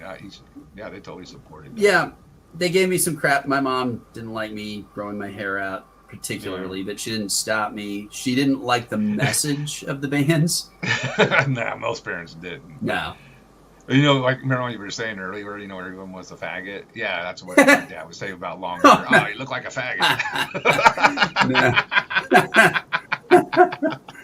No, I didn't have any of that going on. But yeah, my mother didn't like the imagery and the message, but she didn't stop me. And I mean, in my mind, that's even more dedicated because she didn't like it, but she still let me do it. You know? Yeah. Hey man, there's worse things than you could be getting into and being in a fucking band. Yeah, I was a good kid. I mean, I made good grades, and I was talking about that on the show. By the way, that's coming up too. The former members of the band Hyrax have a band called Herrickson. It's the Harrison brothers from Hyrax. They got a CD out, and the reason I'm mentioning is because I did a thrash special with them. They grew up in the Southern California thrash scene from the 80s, so they have a lot of cool stories about that. And I did an special thrash episode with them that's coming out of Metal Enema. But they were talking about how getting into bands was a good way to keep you out of trouble because you were so into playing music and so into being in bands that you were scared to get in trouble and then have all that taken away from you. That so would be it for one. Yeah. Army of or Amy of the Higher, any of the Hyrax guys in King's X? No. No. You know what, Paul? Oh, continue talking. Yeah. But yeah, I made good grades. I didn't get in any trouble. I mean, me and my best friend who wasn't in the bands with me, we were actually regularly stealing a car. You guys don't know this story. Quickly, up the street from where we lived, there was a man who was blind. He was very elderly, but his wife was sighted, but she died. And so then he still had this big fucking Oldsmobile, like a big whale of a car. Right? Oh yeah, giant ass fucking car. Yeah. But he had my friend drive him around and like paid him to like do errands for him. But he didn't understand that my friend was only 15 and didn't actually have a driver's license. He was blind. He didn't know. And my friend knew how to drive. So we once took the car up the street to run an errand, and all these girls from our school, these are the same girls who wouldn't date me because I had a Cannibal Corpse shirt. They saw that we had a car, and they were all 14 and 15, and they were so impressed. Like, where did you get a car? And we're like, oh. And it was kind of almost like a Ferris Bueller's Day Off kind of situation where we're like, So we started boosting all summer long. We were creeping up to that guy's house, pushing the car out of the driveway. This is a fucking huge vehicle, by the way. I don't know how we did this as 15 years. Yeah, those 70s Oldsmobiles, right? Probably the 70s. Giant. Yeah. So we were like pushing the car out into the street so he wouldn't hear us, and we'd fire it up, drive off, and like go like pick up the color guard from our, the girls who were on like the field color guard team from our high school and drive around and stuff. That was actually pretty hysterical. But my parents I didn't know you did that. Nobody knew that I did that. My parents didn't know. My mom went to her grave not knowing that one. So yeah, but we did that. Been happy. We did that for a summer, and then we jumped the car with a car full of girls in it. Right. Anybody who's from San Antonio, if right in front of the San Antonio Zoo, when you're going up the hill, you know how you go up the big hill at the top of the hill and you go down in the valley and the road below to go to the San Antonio Zoo. It's at the bottom of this big hill. We hit that thing going about 70, and we had like 10. It was me. That hill is steep. Yeah. Oh, it was very steep. Yeah, and it's not just it's a steep fucking hill. And my friend was driving, and he knew this, and he purposely jumped the car, and we went sideways through the intersection down the hill. We would have been the headline on the Express News that day if we'd been hit. He knows. We could have been killed. And we broke the car, like the brakes went out and all. And we limped back to his house and just parked it in the driveway and just. Well, he wasn't going to take it anywhere. That's the logic, right?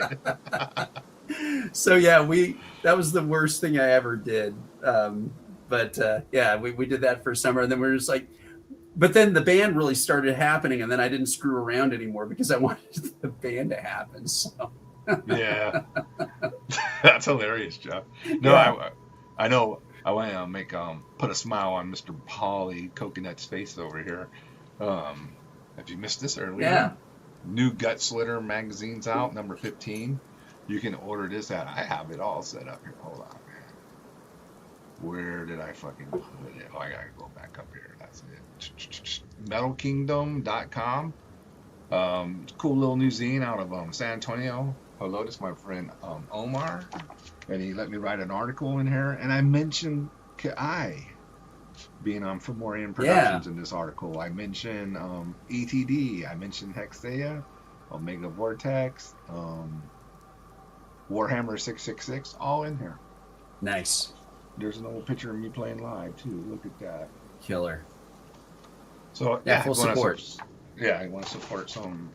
And this, if you want to get a copy, Paul, go ahead and order it from there, dude. Skull Supremacy. Damn, that's a name I haven't heard in a while. That was a San Antonio band, if I'm not mistaken. I don't Supremacy. Yeah, it is. I don't think it's that Omar. Okay. Yeah. Skull Supremacy. I could be wrong. There's also he's in Witch Axe now. Okay. Omar, that's his band now, Witch Axe. There's also a speed death band that was around for just a minute called Scythe. Remember them? Yeah, I remember. Yeah, that was cool. I'm amazed that more people are not posting Fearless Iranians from Hell links on social media. Right given now, what's going on. Talk about a missed opportunity. Witching Hour daytime, if y'all pay attention. Yeah, it's incredible how relevant that is again. Except this time we don't have the immortal Ayatollah Khomeini. We have all the very easy to kill ones. Yeah, we do. We'll meet you here, and then we fucking bomb them. Yes. Yeah. Well, let me get that out of here. So if you want to get a copy of that zine, just go here. Oh, that's cool. Glad to see that it's making the rounds, Jake. What is Jake talking about? Oh, he's saying that he's seeing Fearless Iranians on social media. So, okay. Cool. Instagram. Right. Yeah. That's good. Yeah, you definitely gotta.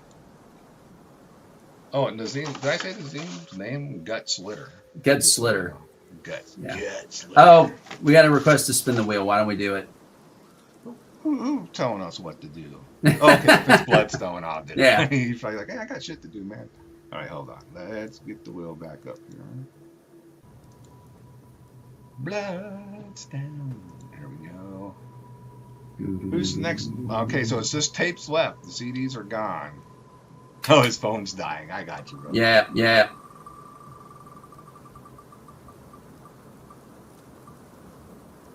Polly Coconuts. Speaking of Paul, I say his name. He's a lucky winner. You're gonna get a tape, Paul. So Paul knows how to reach me. So that's Paul. You are a tape winner. Need to go buy a boombox if you ain't got one, so you can hear it. You wanna just do the other spin while we're doing it? Yes. Let's just do it. Okay, so Paul won one tape. Let me shuffle it. I haven't even shuffled in a while. You fucking won, dude. Congratulations. Congratulations. We're going to shuffle. All right. Next winner is... Close. Bloodstone. But Teddy Tommy, he's a longtime supporter. So, hell yeah, Teddy. You won a tape as well. And, just for the record, Paul's gay.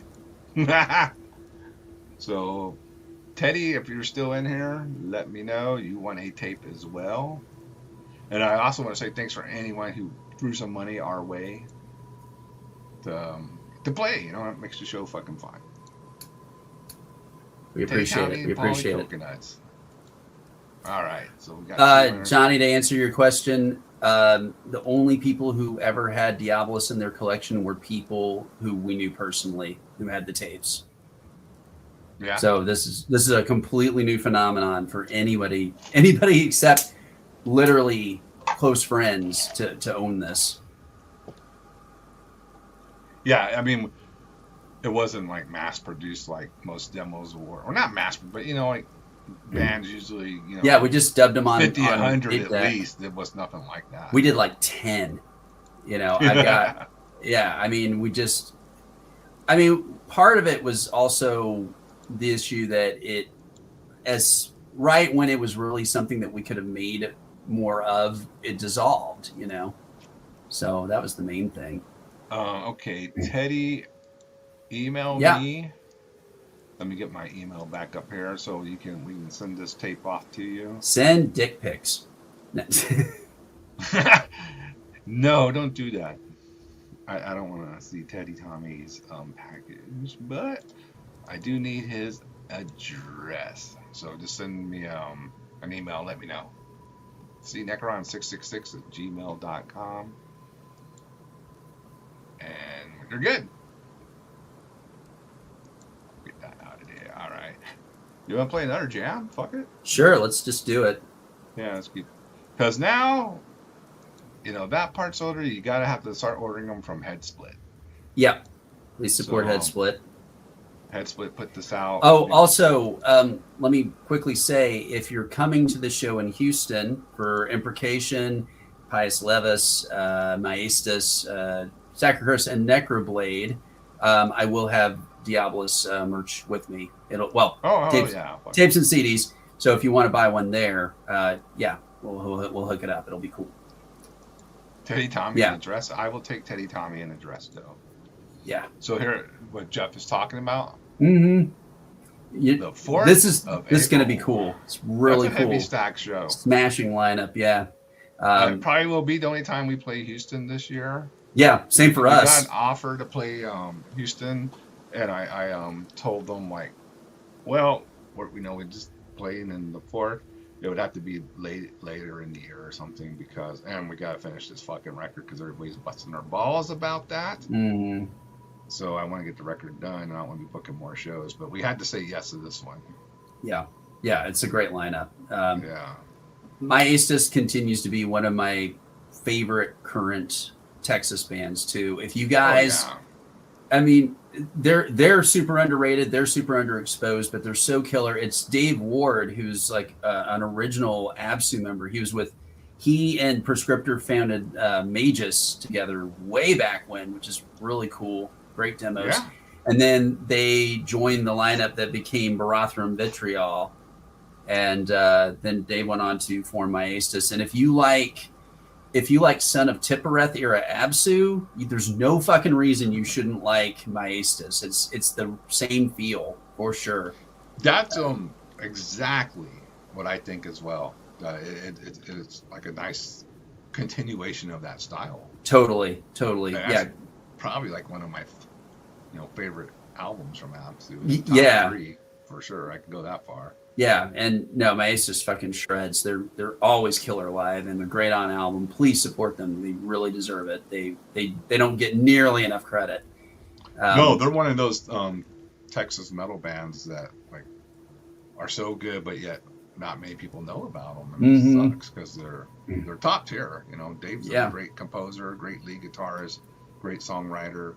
Just support these guys, man. Yeah, we're telling you. Yeah. Another band not involved in the show, but another band, if you missed out on it, that's kind of in the same vein, got that same energy, is Steel Bearing Hand, also from the Dallas area. Yeah, they got a great full length out. I'm forgetting the title. Jake probably knows what it is. Johnny probably knows what it is. I'm just blanking on it. I got it too. I can't remember. Yeah, it's a good one. So if we're talking another good player, guitarist, and all that. Yes, he is. So yeah, I mean, if you're again talking about Texas bands doing their own thing and not like getting a lot of Slaying Hell. That's it. Slaying Hell. Thank you. Slaying Hell is a great album from the band Steel Bearing Hand, which is of course a Celtic Frost reference. Although they don't actually really sound much like Celtic Frost. No, way more thrashier. Speed Death. Same kind of concept, Yeah. Barbarians. So yeah. Damn, that's right. They're gonna play at Hell's Heroes. I will be there, by the way. Are you going to Hell's Heroes? Believe it or not, I'm going to wade through all the mustache thrashers to see my good friend Paul Arnold from At War and support them. I can't. Oh, that's right. Can't let At War come back to Texas and not be present for that. So that's what I'm doing. I could see that. Yeah. Francisco's gonna be working at the Sound Exchange that weekend. Oh, that's cool. Yeah. Watch his channel for that if you want to hear more about that.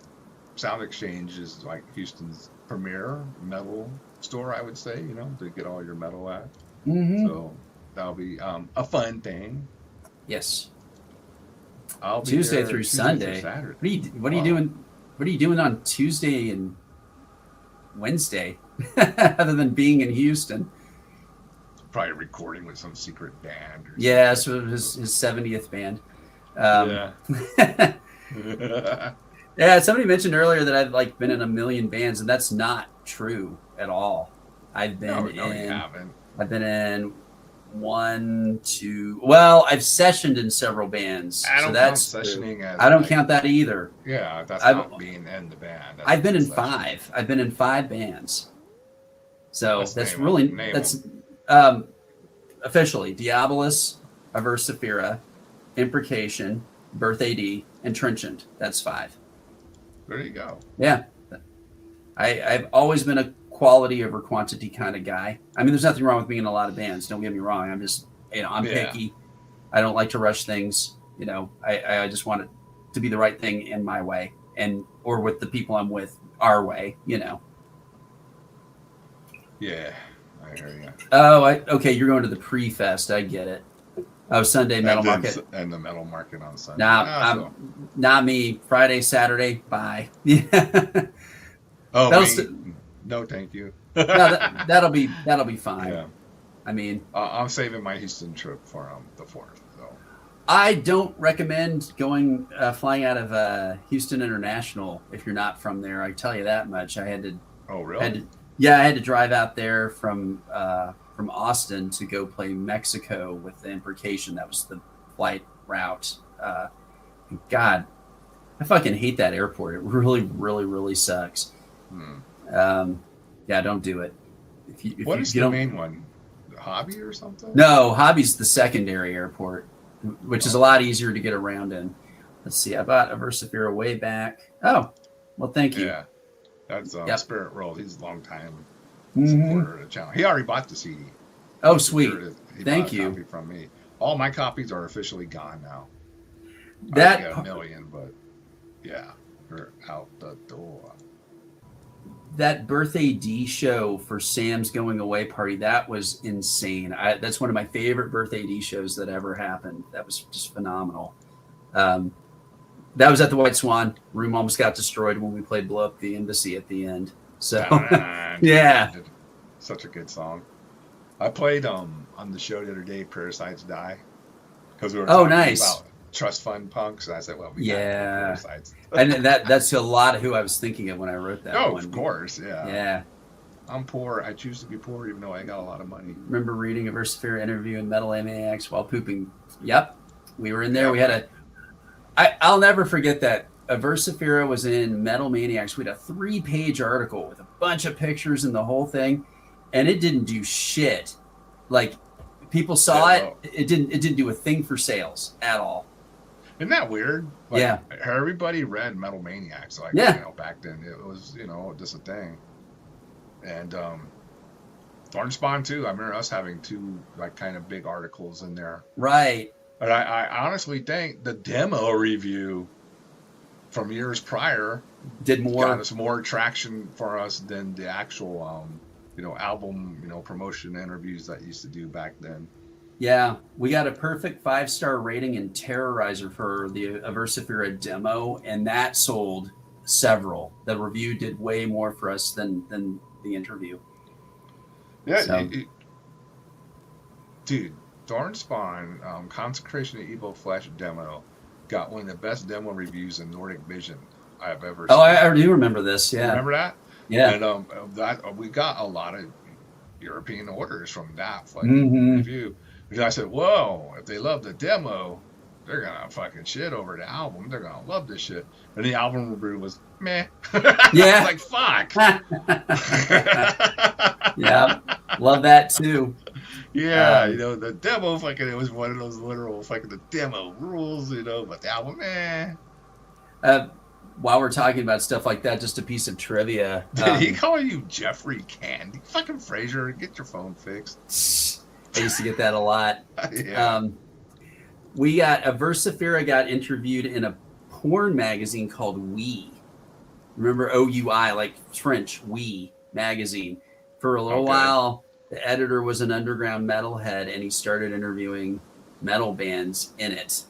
And so, I mean, at that point, we're just like, we don't give a fuck. I mean, we'll just do the interview. And the interview was not porn related, even. It was just an interview. So you open the magazine, there's like really bad airbrushed chicks' buttholes in there. And then, like, you go to the next page, and it's There's just a like Aversifera. us all, you know, for 2 or 3 pages. And then it was hilarious because, like, the editor gave us a free subscription. So we're getting this horrible eye-wrecking magazine to our house every month. There's B tier porn mags were always so just raunchy and eye-wrecking, you know? And it was like, great, this is gross, you know? And then there was other metal bands getting interviewed in there. And, like, I think we were the only black metal band that got interviewed. It was always like weird shit like I'm trying to think of what they were called. You know what I'm talking about if I say it. It was like a ratcore band called Collapsing Lungs. You remember Yes, this? I remember that band. Oh no. Stuff like that. And then us. It was so weird.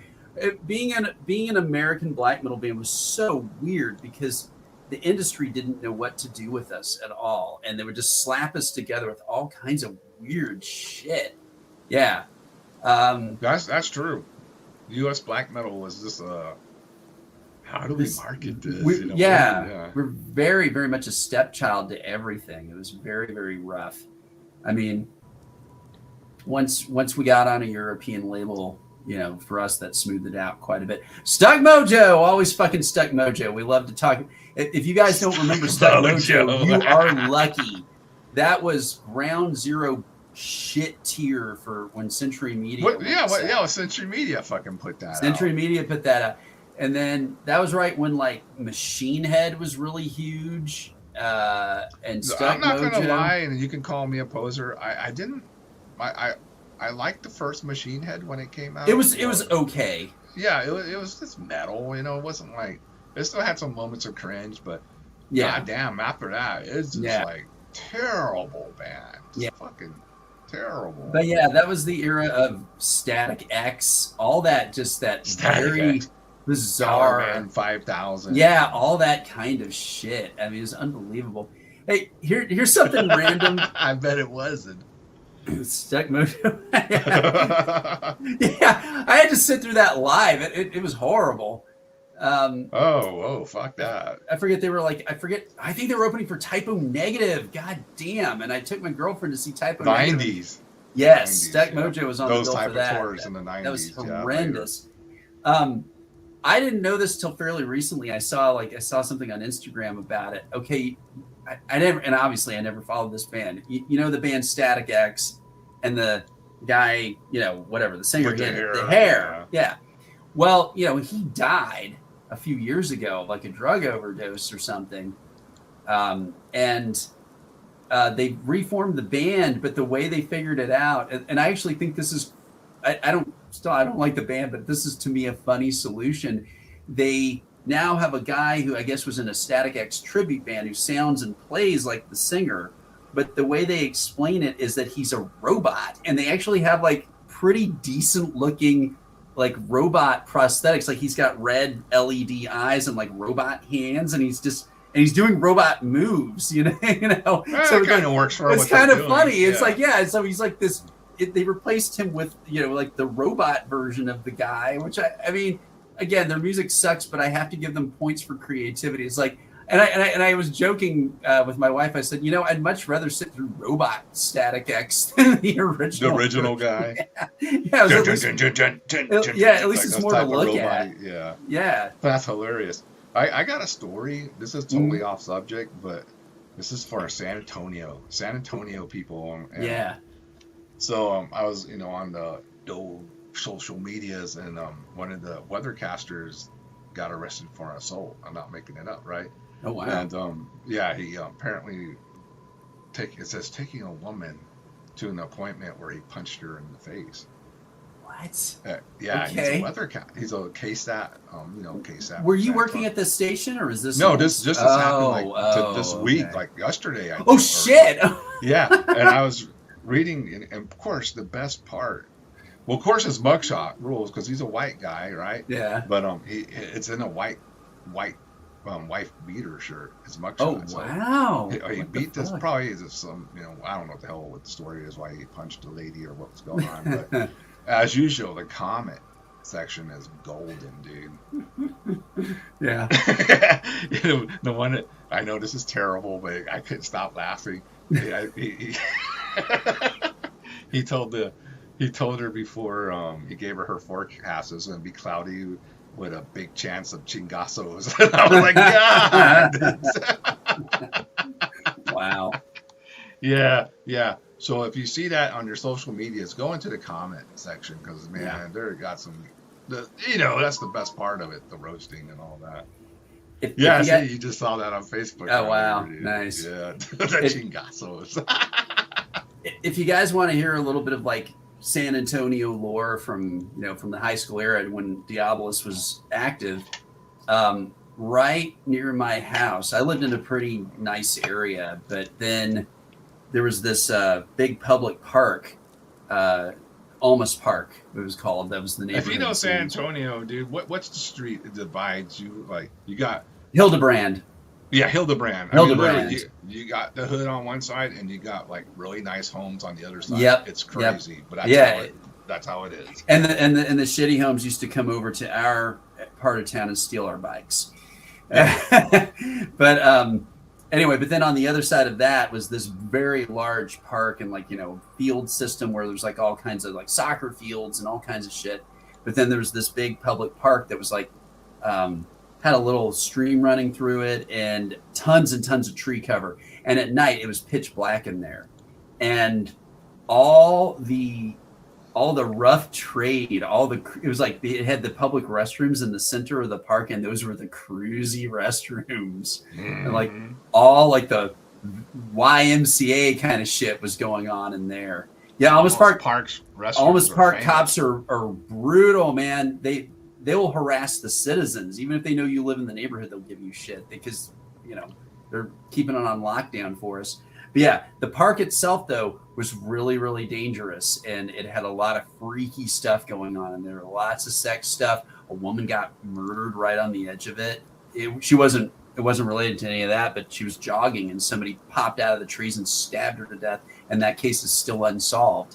And but KSAT 12, you know, the news station, in the 80s, they went in. This was unbelievable.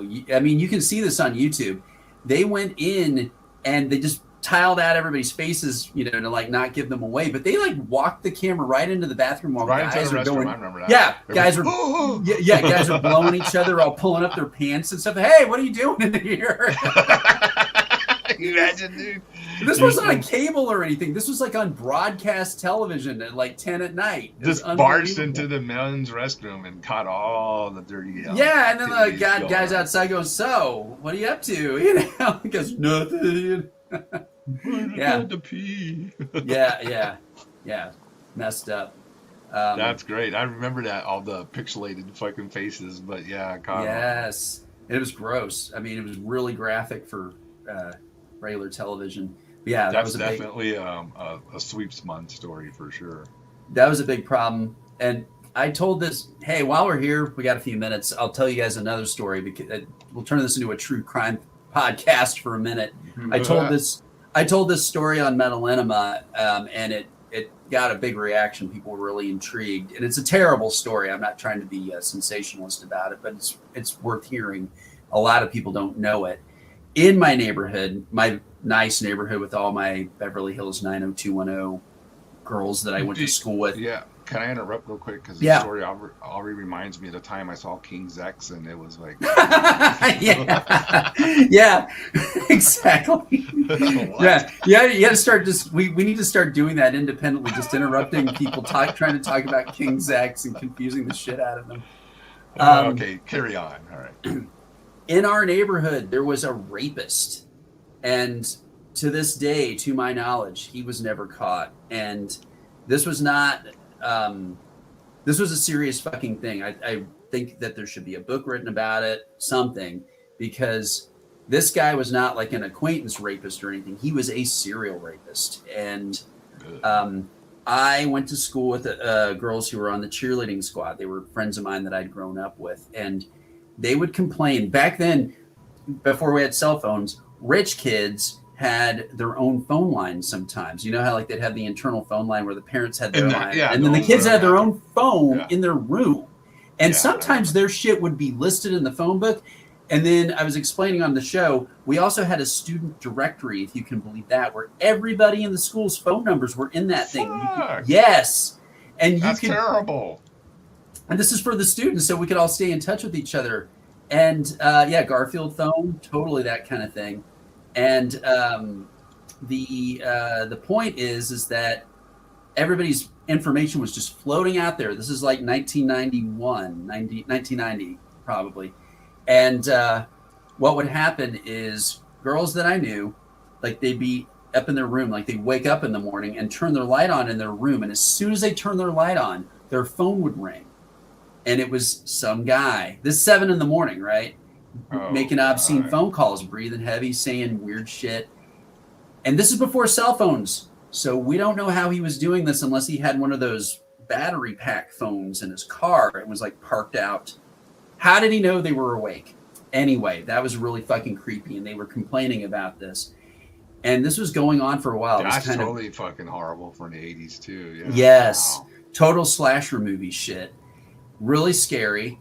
And then I'm not going to get into too many of the details because I don't want to hurt anyone's reputation or what have you. But the bottom line is that finally, once one girl was homesick from school, she was on the cheerleading squad, and a guy, this was like something out of Silence of the Lambs. He came in through her back patio door. She had the flu, and he had a stocking face on and a butcher knife. And he started advancing on her, and he was doing all the field cheers that the cheerleaders did down at our high school. You know, like how they do the chants between the letting her know he's been watching. Yes, and he attacked her, and I don't know the outcome of that. That's the extent of what I know. It was kept very quiet, and that was more of an era where people were not still reporting that kind of shit. So. She wasn't killed, but she was definitely harmed. And so that was the kind of thing that was going on. It was kind of almost like a David Lynch movie where you have like the nice hedgerows and the pretty houses and then some dark fucking shit going on underneath. Now let me ask you, because, I see this in like Alamo Heights and all that. People love to leave their windows open, looking right in their house. What is the psychology behind it? Because... And, obviously, We never grew up like that. Like, No. man, you put your windows down, you shut your fucking blinds at night, you don't let people see what's going on. And when we drive around Alamo Heights at night, like, fucking seeing everybody's house, like who's watching TV, who's up going up the stairs, whoa, there's a girl, there's baby, like what the fuck, man? Yeah. What is that? Do you know? Well, I do know. Do they just feel safer or something? They do. They have a very proactive police force, and most people in the area do know each other to some degree. Alamo Heights is a very small place, very small culture. Almas Park was sort of the same. But yeah. Yeah, they leave doors open. Yeah, that to me is weird. I never did that. Never. If the back door would have been locked, maybe that you wouldn't. Well, he might have broke through it. Well, no, it was the patio door, and a lot of times if you're home, you don't lock that. In the middle, in 10 in the morning, when you're home, it's not that big of a deal. Anyway, but yeah, Alamo Heights is a very safe place, and again, most people kind of know each other. I don't understand. I'm sure the security nowadays, they got cameras everywhere. Yeah, oh yeah, there's that too. Back, I remember that, even back when I first started driving, we have to go through Heights at night. Or yeah. Like, wow. Why is everybody's windows open? Yeah. Like, that's crazy. I've never subscribed to that stupid adage of, we never even lock our doors. It's like, why do you think they manufacture the door with a fucking lock on it? People have had locks on their doors since doors were invented. That is a natural defense reflex. Yeah, keeping out the fucking freaks, no.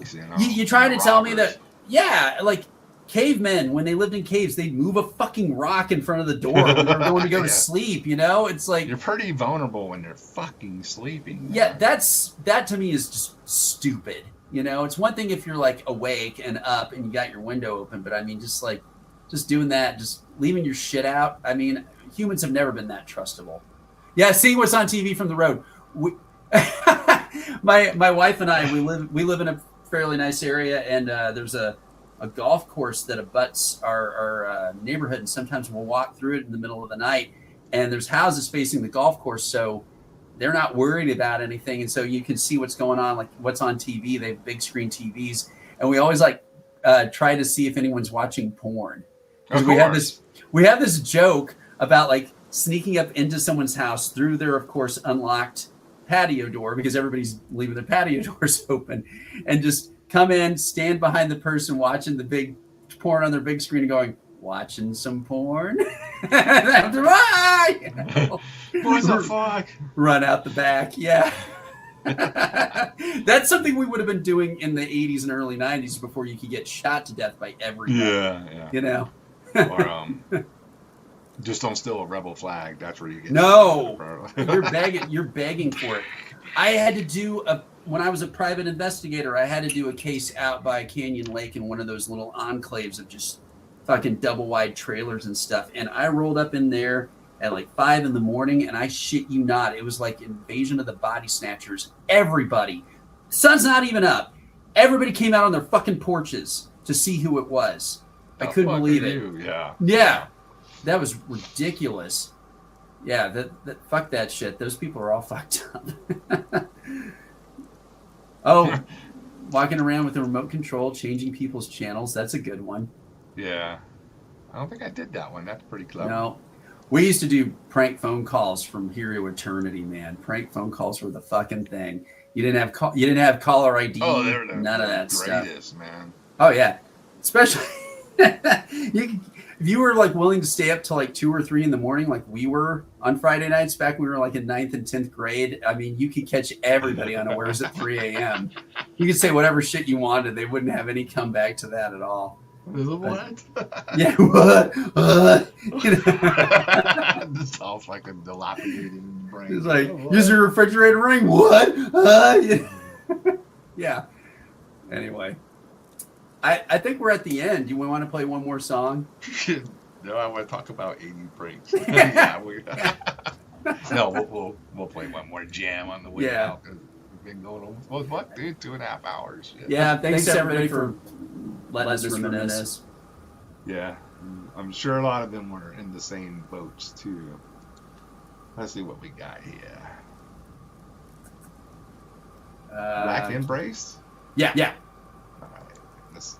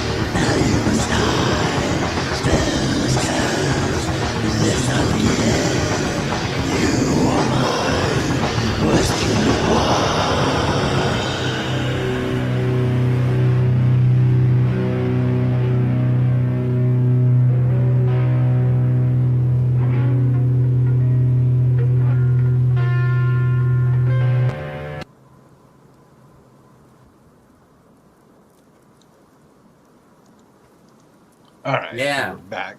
You know what, dude? I'm feeling nice. I think I'm gonna do another spin. What do you think? Before I Yeah, take- let's do it. Let's do it. Yeah, For we CD. had Kyle hop on at the last. Oh, you want to do a CD?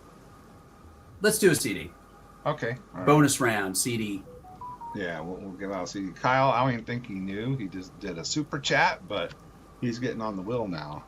Oh, yeah. Put Kyle. The artwork, that was Chris, the guitarist. He did the logo and all the artwork.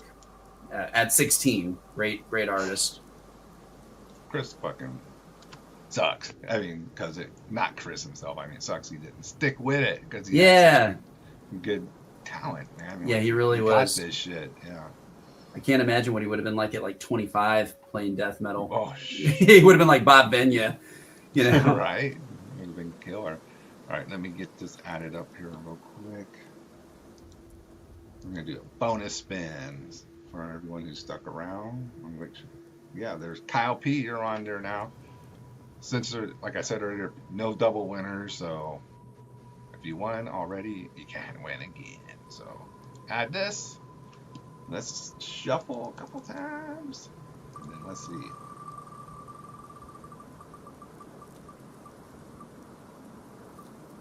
Fucking Bloodstone. He's been wanting Hell to win. yeah! I'm glad to see Bloodstone. that. You better. I know his battery was dying, but there he is. You got it, dude. You won. So contact me, Congratulations. and we'll get you a CD out to you ASAP. 2 years or so. No. Woo, Bloodstone. That's awesome, dude. He was I like the keep first forget- one, I think, or one of the first ones. Yeah, that's great. I keep forgetting to say this. I was just realizing though, the all that material that you hear, there's like a couple of overdubs, but all the principal recording of the guitars and the drums, that's all live. I mean, there's no punch-ins, there's no corrections or anything. We played those fucking songs until we could do it as the best that we could. Yeah, there's no studio help at all. Which again, it's like, they're not perfect, but when I think about it, I'm like, oh, God damn, we really drilled those songs as hard as we could to commit them to tape. Bands of that era, we all did that. We just played them and played them and played them until we were really, really good at them because we didn't have a second chance. We weren't going to get to cut the tape or punch in or any of that type of thing or do overdubs or correct it on the computer. None of that was going on. We were literally recording it onto boom boxes, like I said. So... And the second demo, you did mic up some stuff, though, right? Oh yeah. But I mic'd everything, and I had track separation so I could control the levels of the guitars versus the drums. Yeah. But there was no fixing anything. No. So one take performances. Yeah. Yeah. We'd had to just play the song a bunch of times and then pick the best one, and that was it. So. And I don't even remember us playing those songs that many times. I mean, Chris and Afshin, once they did their parts, and they did, like I said, they were both really good. And once they got their stuff down, it was easy for me. And then, you came in with your solos, and that was that. So. Yeah, I just did the Ace Frehley. Where's my Les Paul? Came in with my solo. Yep. And that was that. I just want to bring up one more thing before we're out because this is going down.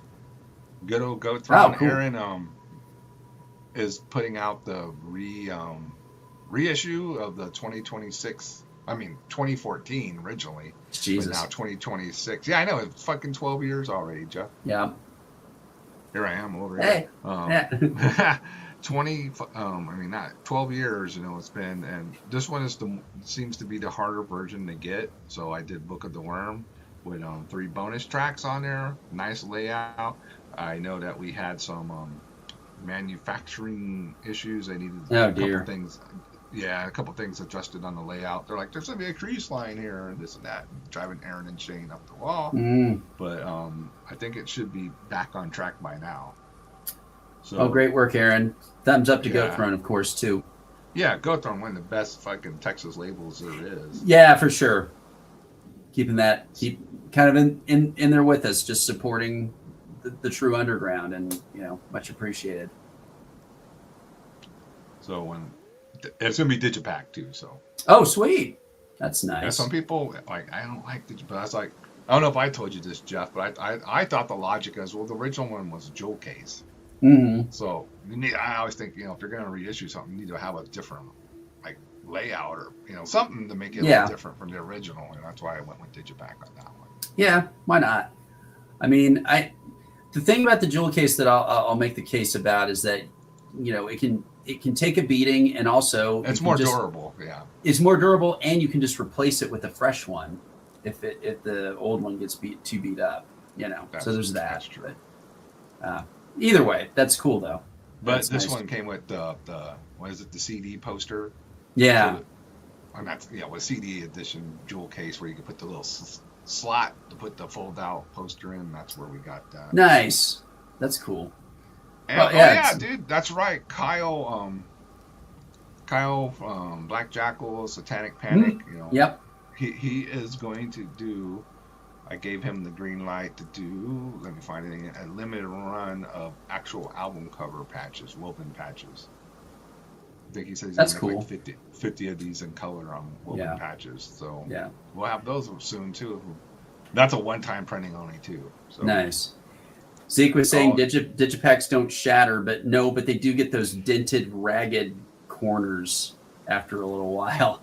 It's the only problem with those. Yeah, if you're not very careful with them. Yeah. No, that's cool though. Nice. I like having I just wanted 2 versions, so we're gonna get sure. Woven. That just means like what, needle? Like they're not screen printed. They're actually like done with thread. That's what that means. So it'll look really nice. Yeah. Gigapacks. One thing. Oh, the teeth that hold the CD. Oh yeah. Yep. That's true. Usually happens. Gigapacks. Okay. yeah, you'll start. The more you do this, you'll understand exactly what Razor means. Yeah, it's kind of like in Star Wars, where like all the English speaking characters understand the alien speaking characters for some reason. Yeah. Yeah, that's right, Chewie. I agree. No, Chewie. Yeah. My favorite though was Lando Calrissian and Nien Nunb in the Millennium Falcon trying to fly into the Death Star. And Nien Nunb's just going, and Lando Calrissian's like, yeah, I told you, we pull down on the Death Star, whatever. It's like, what the fuck? Have you guys even met? How do you speak his language, dude? And they always had to make it in a phrase where they would say what they're saying so the audience would know what the hell that. Are you kidding? Was. Oh my God! Fuck, what's that? Oh! You're saying out of yes, I see what you mean. He had to repeat, like they would repeat back what he said. Yeah, so for the audience would context. fucking kind of like know what the hell is going on. That'd be awesome if like it's Chewie just going and he's like, yep, I agree, and they don't even elaborate on what he said. What the hell are they saying? I don't know. Yeah, let's do that. Yeah, great plan, Chewie. What plan? I don't know. That does sound like the guy from the corner store. I think Nien Nunb is like every corner store owner out there. I gotta say, Jeff, that's a fucking cool Euronymous shirt, by the way. Thank you.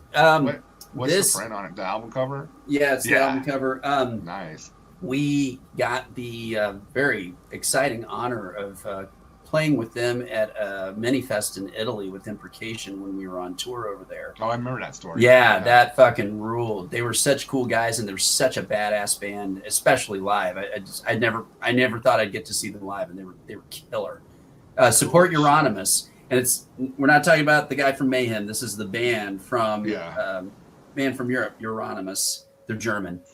Featuring the original Disaster singer, Colto. Yeah, featuring the original Disaster singer, and then also Costa is the guitarist. He runs Iron Pegasus Records. Long running. Great. Yeah, hell yeah. Yeah. True undergrounders, those guys. So, yep. And didn't he do what was the zine he did? Morbid.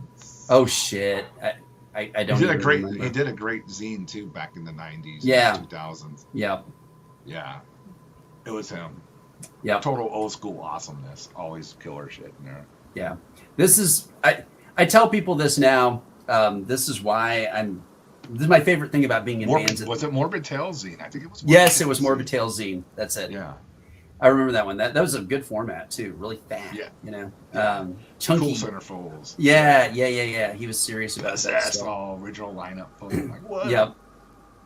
I was just gonna say at this point in my career, I still love playing shows and all that type of thing, but really going to man, Bob. Talk about that, dude. Yeah, okay, let me just do that real quick. I was just going to quickly say my favorite thing about playing out is meeting bands that I like and like guys I've never gotten to meet before and like hanging out and playing shows with them and making new friends. That's all I like to do anymore. I mean, it's totally worth it. So yes, Imprecation is going to be playing with Autopsy up in New York. We're direct support for them in Brooklyn, and that's in April. Let me take a look at the date real quick, everybody. April 11th. That's a Saturday.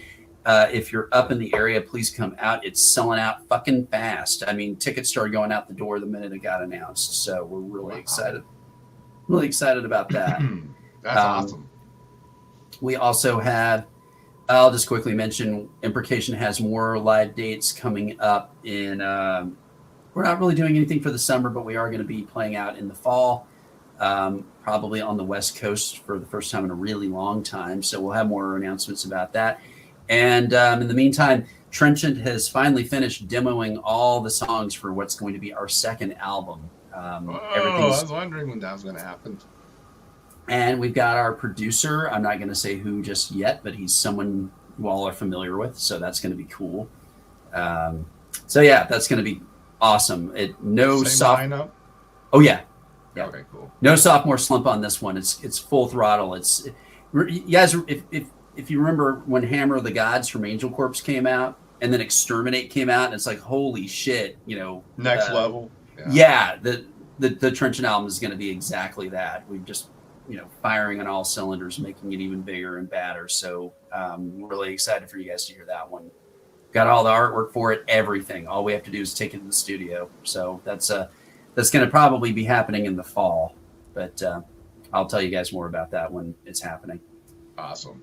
Yeah. There's your update.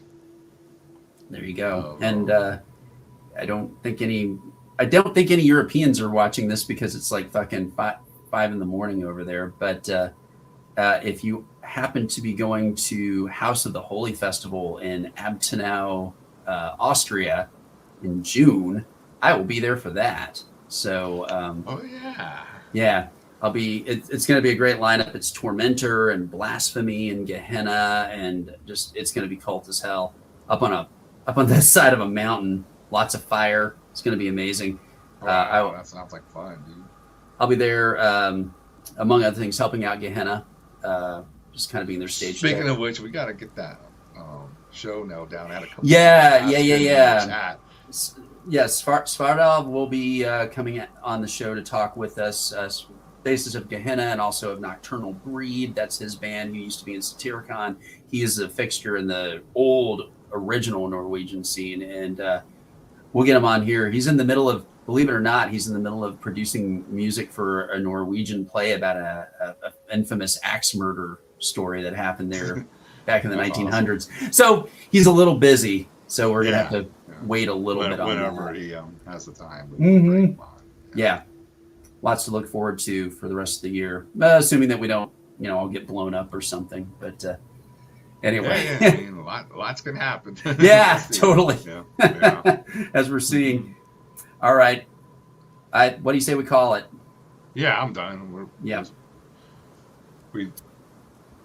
We done promoted this re-release of it, and one last time, if you want to get a copy, get over to Headsplit. There's where you need to go. Yep. You can just Google it. I think people are like, wow, where on like where do we Google? Just type the words into the thing. Yeah. All like Soprano style. Type the fucking words into the thing. But yeah, thank you for supporting this. Thank you guys for being interested. Thank you for helping it to happen. Thank you to Dylan and Headsplit for putting it out. And thanks everybody. As always, love doing these shows. Just have you guys hanging out with us. Always a good time. Thanks for listening. Man. Thanks for listening to all our 80s and 90s stories. I like to think they're pretty funny. That's the old world we're talking about. That's the world that's pre 9/11, pre-lockdown world. I'm telling you, it was a different place. You want to talk about freedom? That was freedom. We man. were a free fucking country back then. It was awesome. I'm sorry you guys, some of you guys missed it, and I'm sorry for that. But yeah, we I know metal's still everybody the says, same. right? Everybody says, it was better. Like your parents always said, oh, everything was so much better, when we were younger. And I mean, it probably was for all I know. It was. That's the problem. It was. Yeah, it seems like, it's kind of just not, show for another time. Yeah, we can lament the past later, but we'll celebrate it now. And the one current, the thing that keeps it all together for all of us is metal. I mean, it really, the spirit of that still lives. I mean, that's why we fought so hard against people coming in with their agendas and trying to take the fucking teeth off of metal. Because metal really is one of the last things that is supposed to be, unhinged, not fucking super politically motivated. It's supposed to, it really is expression, freedom. We're here because we don't want to be there. That's what I tell everybody now. We're here because we don't want to be there. We don't want to be out there with everyone else's bullshit. So, look at any of the few interviews with Jeff Hanneman, and he says, like, I don't want to talk about any of your bullshit. I don't want to talk about any of your emotions, your feelings, your politics, or anything. Dude, shit about it. He lived in his head, and he created a world, and that's what we're all trying to do here. So thanks for participating in that with us. I ain't gonna top that. So with that, we are done. Outro coming up. Just let me find it. Dun, dun, dun. And we'll see you next time. Laters. Take care, everybody. Thanks.